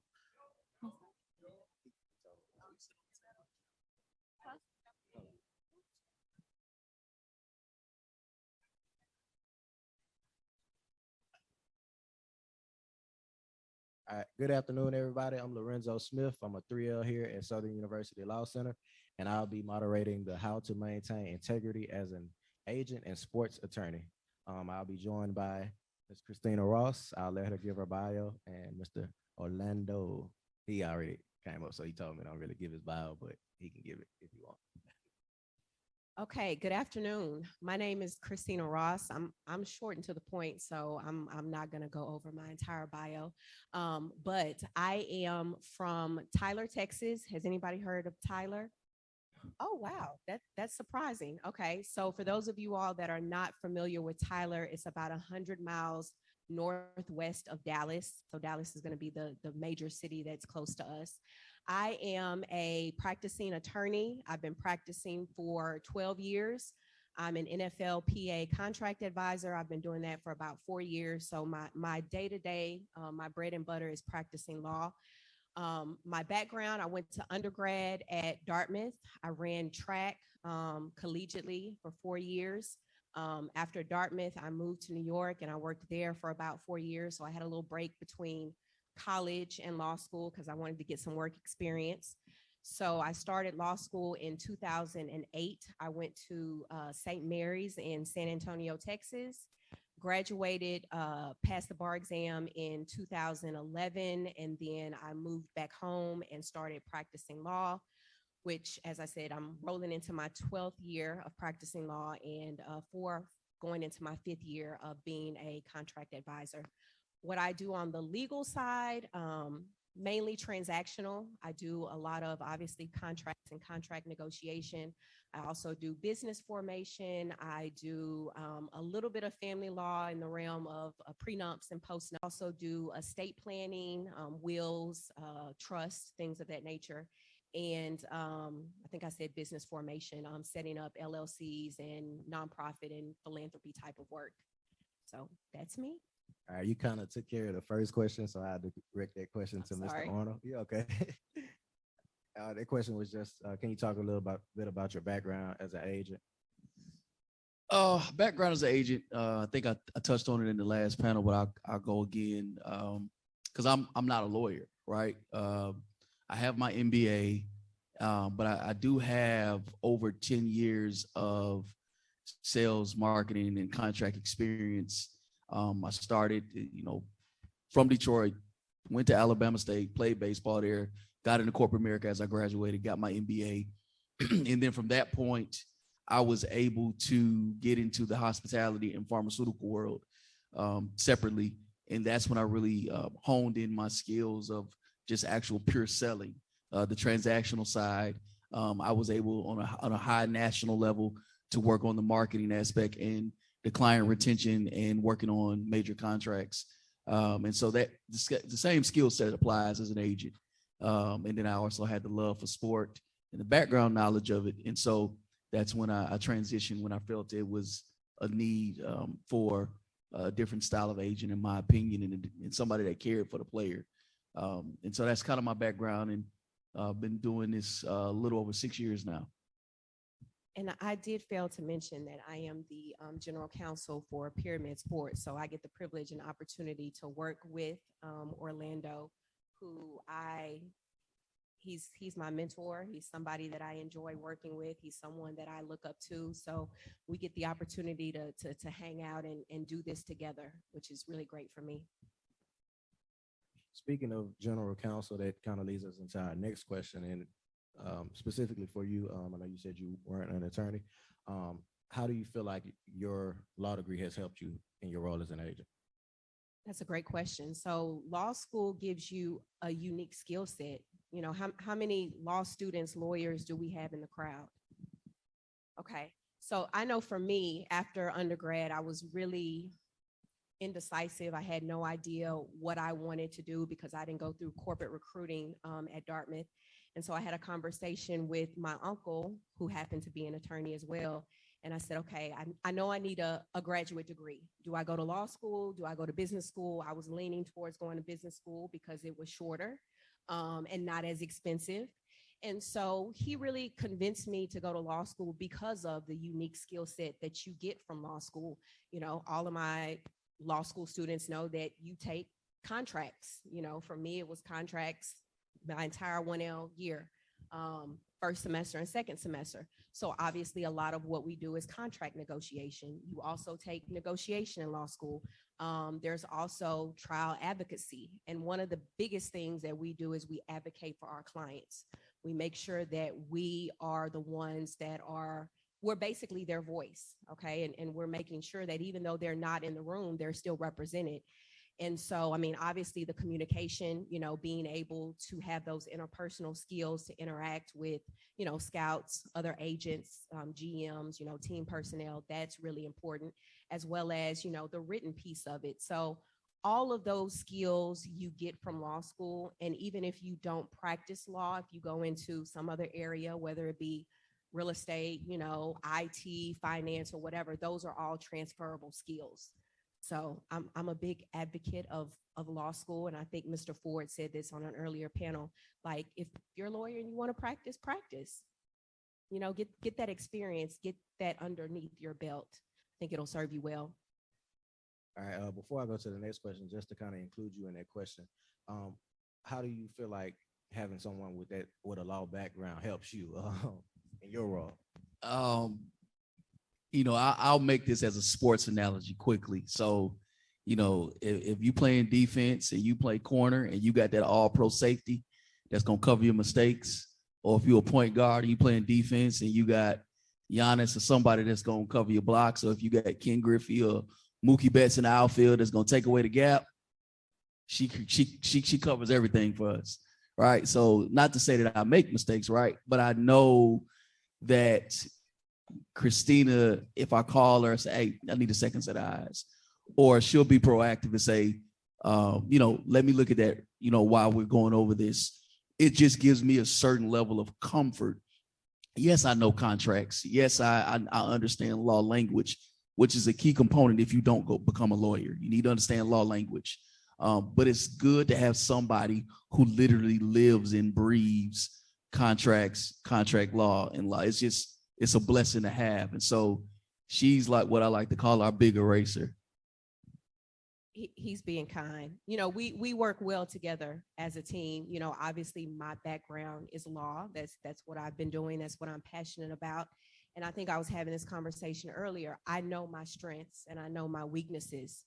The guys talked about, traveling, being on the road, 200 out of the 365, like that's a lot, and I still have billable hours. Like I still have clients that I have to meet with and see. So I don't necessarily have that flexibility. So I know my lane and I know my space, and I leave that to the guys that do that and do it very well. All right, great answers from both of you. The next question says, can you speak a little about the NFLPA standard of conduct for contract advisors? What is it and what are some of the key provisions? I would say it's the rules and regulations that basically tell us what we can and cannot do, what we should and should not do as agents. For me, practicing law, it's no different than the rules that I have through the State Bar of Texas, through the Texas Supreme Court, the ABA rules and regulations. Again, things that you should not be doing that you should already know that you can't do, like you can't be dishonest. You can't try and, defraud your clients, you can't lie, you can't do those things. Because again, like ethically, that's not what we're supposed to do. We have a fiduciary duty and responsibility to our clients, and that's to represent them to the best of our abilities. So that's what those regulations are. Again, they outline and they tell us what we can and cannot do and should not do as agents. Yeah, and to that point, we're governed by not only the PA, but in the rare case you have to face discipline. You have a card board that governs the NFLPA agents and sets some of the rules and regulations. A rule of thumb is this: if you think it's wrong, 9 times out of 10 it's wrong. If you think you have to, let me look up the rules to make sure I'm doing this, 9 times out of 10 it's something that you shouldn't be doing. The NFLPA, and I can't specifically speak to the NBBPA, but most of our leagues are pretty fairly outlined of what you can and can't do if it goes beyond just your moral capacity as a person. And so it's pretty black and white what you can and can't do. Again, great answers. That just made me think of a class we took, legal ethics, and like you said, a lot of things is if you feel like it's wrong, 9 times out of 10 it's wrong. And I know in Texas, we had to take professional responsibility. Did you all also have Yes. to take that as a part of your? Yes, Okay. ma'am. Okay. So again, I think Orlando made a great point. If you have to think about it or question it or go back to your regulations to determine whether or not it's wrong, it's probably wrong. And I think everybody in here, has a good moral compass. So, just follow that and go by that. All right, so the next question, pretty lengthy. It says NFLPA contract advisors are prohibited from providing or offering money or any thing of value to any player or prospective player to induce or encourage their player to utilize his or her services. So pretty much, have you ever met a player that was expecting something, or, and how did you deal with it? All the time. All the time. It happens all the time. I think my peers can speak. You may get on the phone with a recruit and the first thing comes out their mouth is, all right, what you gonna do for me? They're telling you right there, they expect to be competent. Now, I'll put a caveat in it. NIL has changed everything, literally everything, right? And so there are opportunities now that you didn't have before.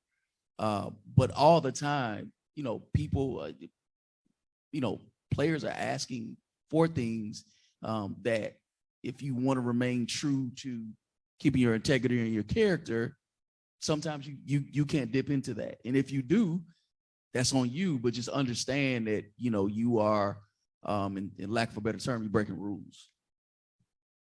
And I will, just to kind of add on to that, I mean, when you're recruiting a guy, I mean, I think that will manifest that will come out very, early if they're looking to you to provide them, with something. And I think it's important to manage, expectations, that's where meeting with them in person, obviously getting an idea, okay, what are you looking for in an agent? This is what we bring to the table. This is what our forte is. These are our strengths. What are you looking for? And if we're not on the same page, if we're not in a position where we can help you achieve or get whatever it is that you're looking for, again, no hard feelings, no, offense, find someone that can heal. So I think managing expectations and having those transparent conversations is really important as well. So our next question says, well, it's about conflicts of interest. Are there any instances where you were met with a conflict of interest as an agent? They are, but I try to stay away from them. Because things have changed from even when I became certified, there are a lot of more gray area now out there in the sports world, whether it's NIL, whether it's family representation, whatever the case may be. Sports and things cross over. It's more loose now than it once was, when it was more black and white. So you kind of try to proactively eliminate yourself from those things. And so I personally haven't had any conflicts of interest right away where I've had to deal with it and remove myself. But they're definitely there. You got to understand and look for them too. Yeah, I haven't had any. Like Orlando said, we, for the most part, we try to avoid those conflicts. So I haven't had that experience in the sports agency realm. I've had it a lot in my law practice. I started off, I don't know if I told you, I didn't tell you all this. I actually started off my practice doing family law, and family law is its own beast. It's very messy and petty. And so I was all about this whole collaborative law. We don't need to be adversarial. Let's see how we can collaborate to solve these issues. And so the reason why I'm bringing that up is when I was doing family law, a lot of my practice was doing divorces. And so sometimes I would represent both the husband and the wife that were divorcing.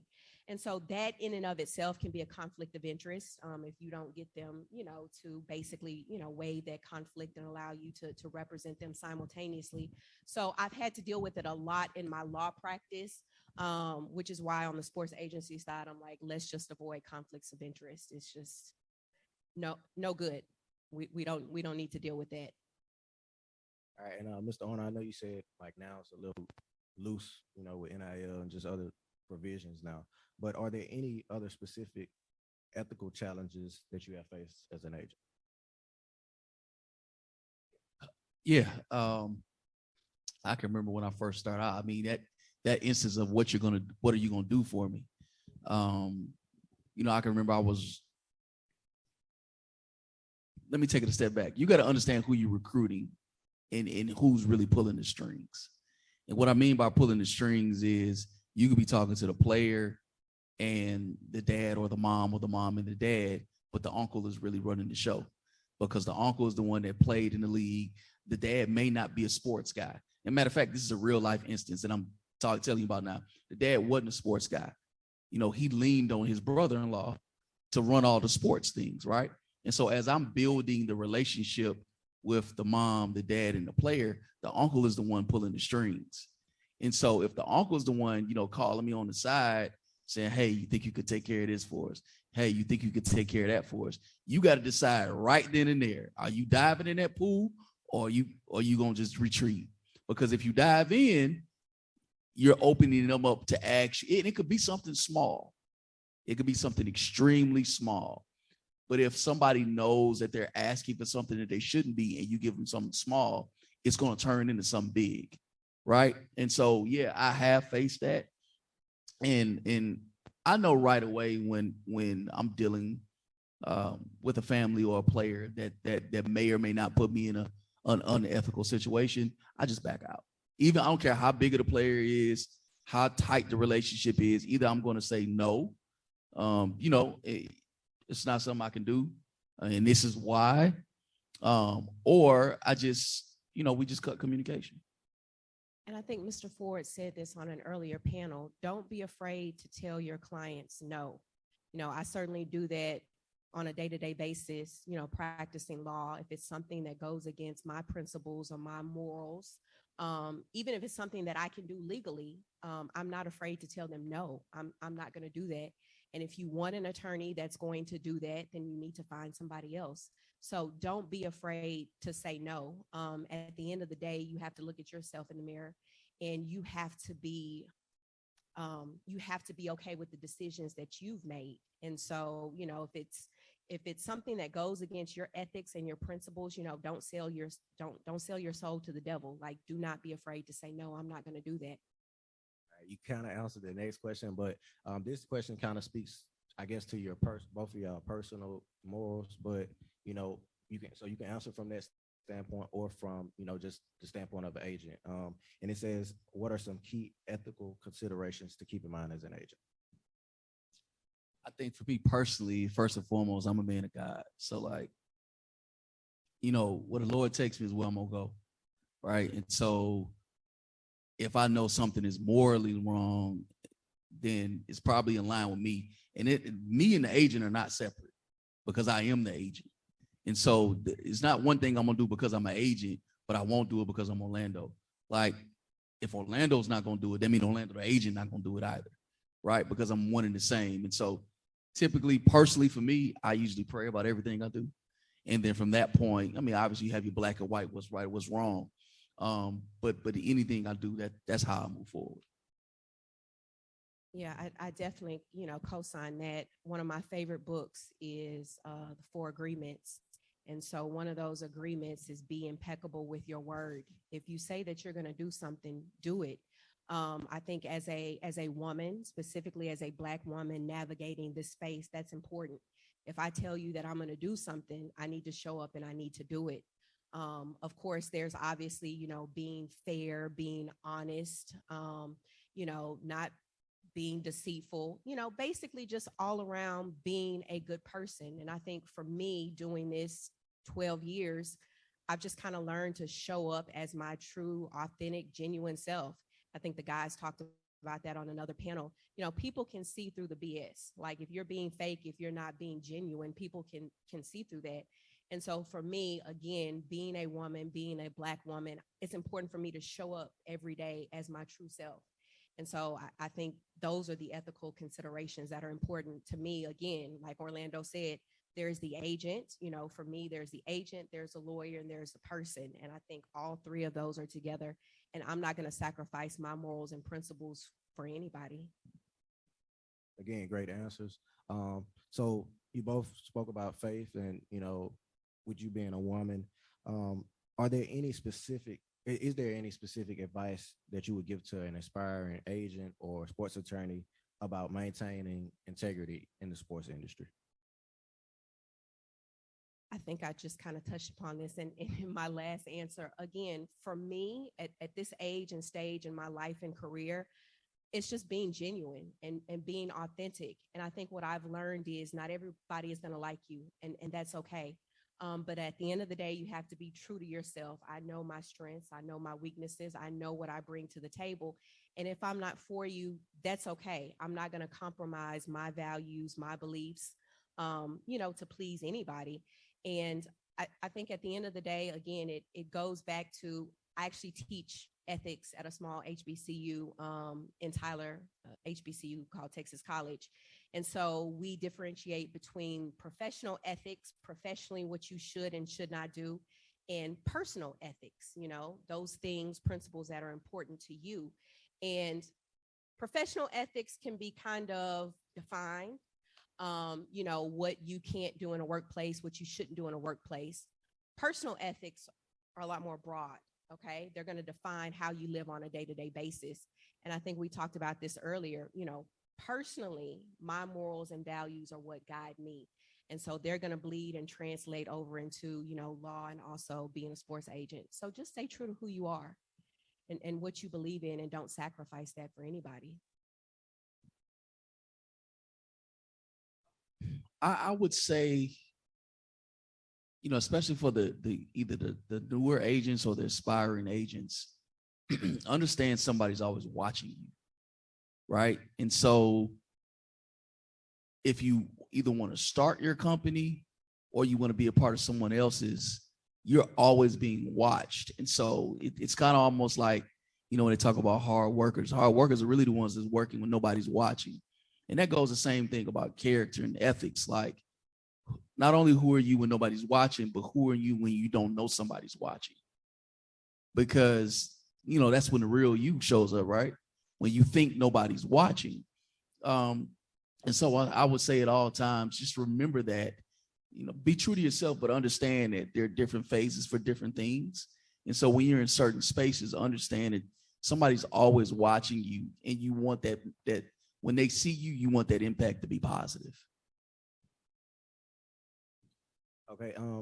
And lastly, like, when you're faced with those dilemmas, and you may have, I think someone spoke about earlier, a client, maybe leaving and trying to come back, with you standing your ground and knowing that's where you draw the line, like that second time around, is it like easier to deal with that person, or is it like still a no? Well, I guess for me, it would depend on why they left in the first place. If we have some, fundamental, differences, you come back the second time around and you still feel, or you still believe that, I should be doing X and I don't feel like I should be doing it, then no, like, I'm going to leave you where you are. But, if you come back that second time around and you change your perspective, or something, has happened in your life that has caused you to look at things differently, okay, I don't think that there's necessarily anything wrong with, bringing that client back. So I guess it just depends on the reasoning that they left you in the first place. I'm a totally different person the second time. If you left for whatever reason and then you come back, in a sense, it's like, I don't have nothing to lose. You left me once before, right? And so, be true to yourself, but it's a different dynamic that we're building the second time around, because now I know you need me. You came back. And it's not to say you're spiteful or you're petty, but there are certain ways you interact and the way you talk. And maybe that's, maybe you may have been fearful, or you may have did some things differently, but every situation is a learning opportunity.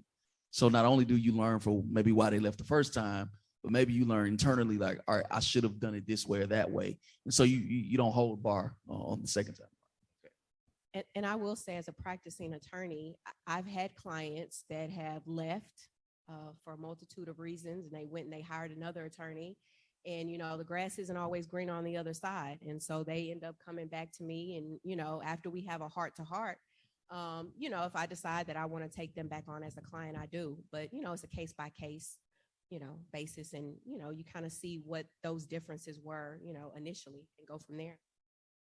All right, so I think now we're going to open the floor up to the audience and Zoom for questions.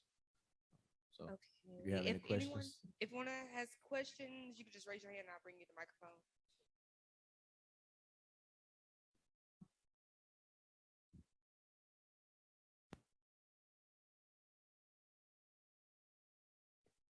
How you doing? My name is Jonathan Applewhite. I'm born and raised in New Orleans, and I'm a 3L at Loyola University College of Law. And my question is, was there ever an interesting situation throughout your career where you realized you had to rely on talent and creativity rather than experience and educational background? I would say kind of all the time. You know, you're always evolving. Each, you know, recruiting cycle is different, right? So the minute you think I made this benchmark, you may run into somebody else, you know, who now is looking at a new benchmark. And so you have to rely.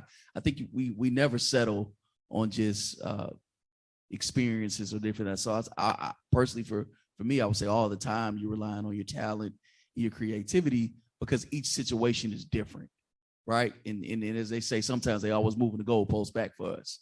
And so you have to consistently evolve and use the skill set that got you to where you are the first time. Yeah, and I completely agree with that. I will say, you know, from talent, creativity wise, I guess I have to use that to, on the legal side, recruit my clients. Because I think someone mentioned earlier, you know, as far as agents, you know, oversaturated, same thing with lawyers. So you have to get creative the way that you market yourself. You have to get creative as far as what you bring to the table that somebody else might not bring to the table.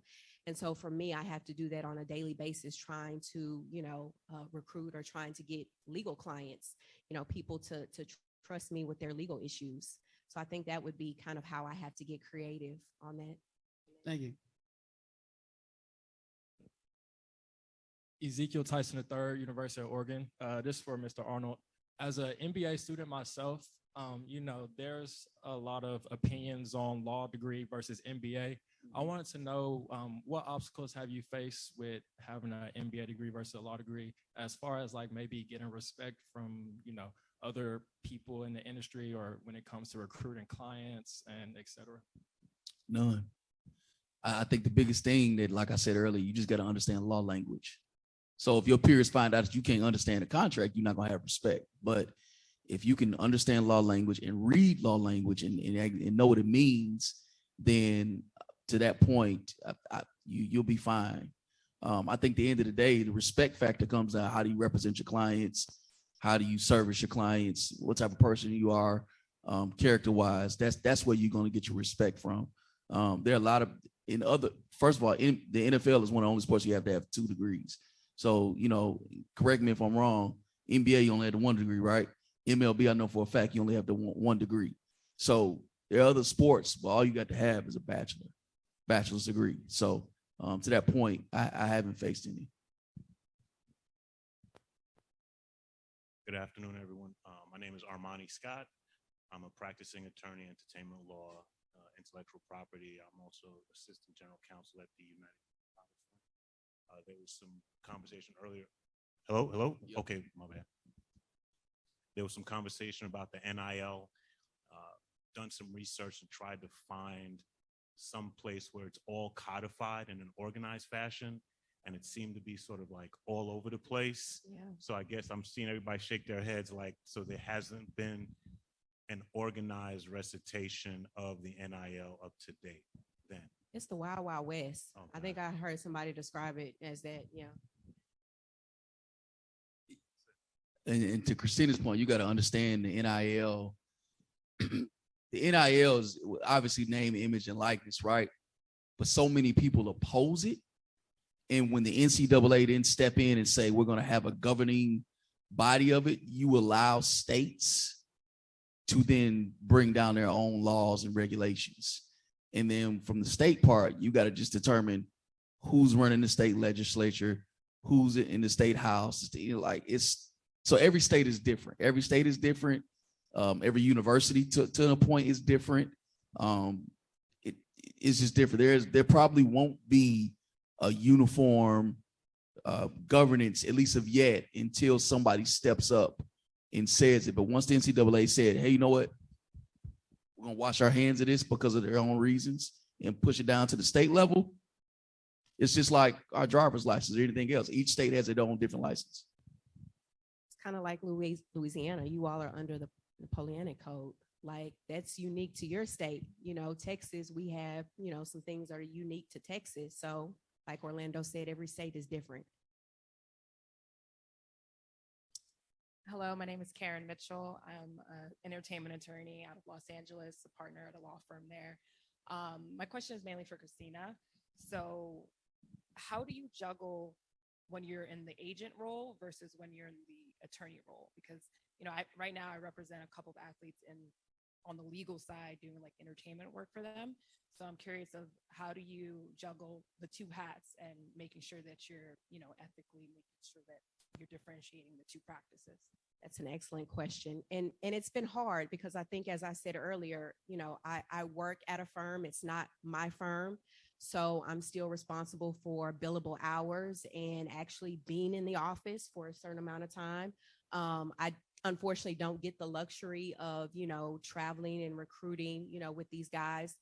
So it is hard. And I think a lot of my time is actually spent practicing law and not so much doing the agency stuff.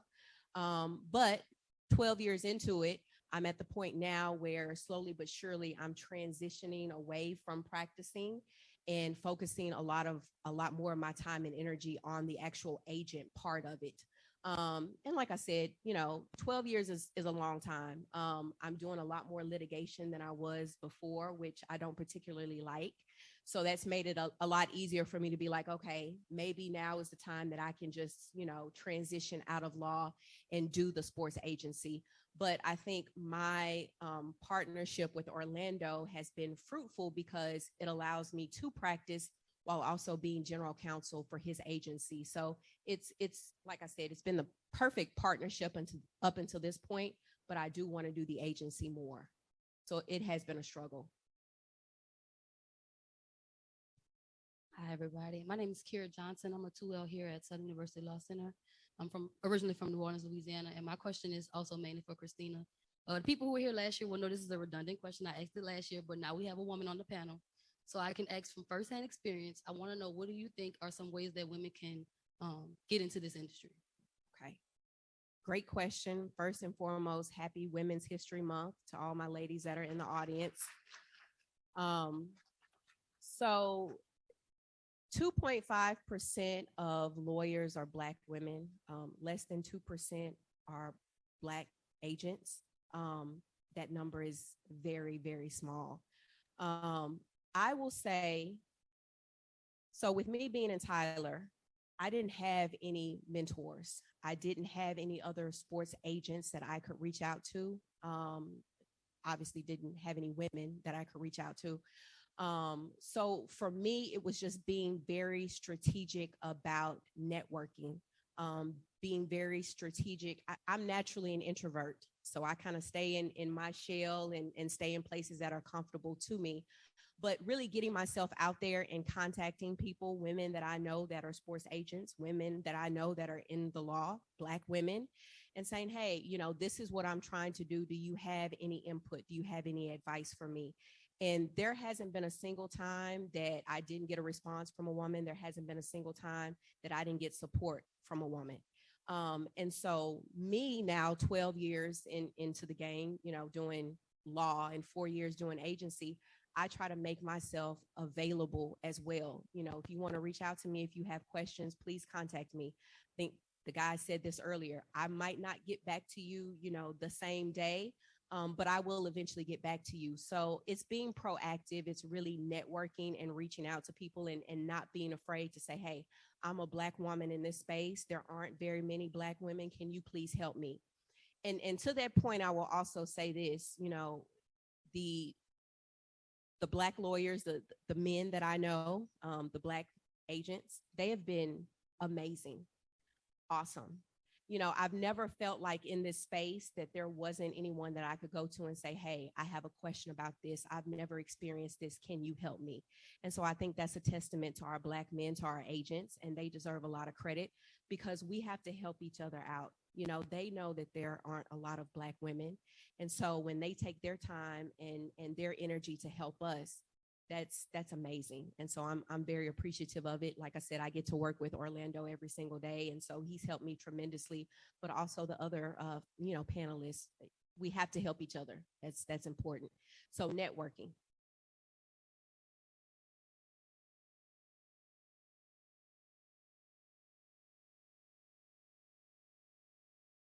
Can you hear me? Okay, there we go. This is from Cameron Nash. What are the best practices and tactics in drawing the line between hospitality and conflict of interest in recruiting a client? Hospitality and conflict of interest. Well, I think you just got to be black and white and understand the rules of what you can and can't do. Right. So if you know you're not supposed to be buying dinners, you know, for a potential recruit's family during the season, and you don't have a pre-existing long relationship with them, that's not hospitality, right? If you're doing something that's well within the legal and whatever players association realm you're supposed to be doing, then that is hospitality. So I think that's the black and white part of where you got to understand what you're able to do legally per your players association guidelines and per you know, your ethics, if you're a lawyer too, in certain guidelines that you have to follow as a lawyer as well. Yeah, I would second what Orlando said. It's just knowing those, you know, agent regulations, what you can and cannot do. And I don't know if I mentioned this earlier, you know, every state is going to have its own rules and regulations that govern, you know, athlete agents. So you need to be familiar with those as well so that you know what you can and cannot do and what you should and should not do. Okay, and this next one is from LaShawna Edwards. It's for you, Attorney Ross. How did you get your first legal position in the sports industry, especially after practicing family law? That's a good question. So I guess I had an athlete who had some family law issues. So when I was practicing family law, I helped him with those. Then I had a friend of mine who was an agent that needed a prenup done for one of his clients. So I did that. That's actually what I enjoy most. I love writing prenups and postnups. So just as an FYI, still in the family law. Absolutely. Absolutely. Technically that's family law. But that is the piece of family law that I enjoy. I guess I would say my first real, I guess, sports law job was being general counsel for Pyramid Sports. And that came from Orlando and I's relationship. But prior to that, like I said, I was practicing law and doing legal things for athletes.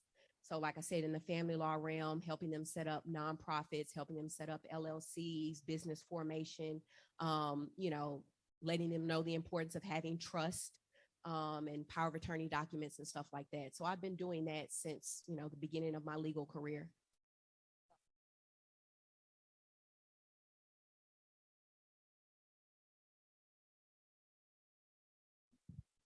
So that'll conclude our question portion for this panel and pretty much the evening. I'll hand it over to Ms. Thomas. Thank you. Let's give a round of applause to our speakers.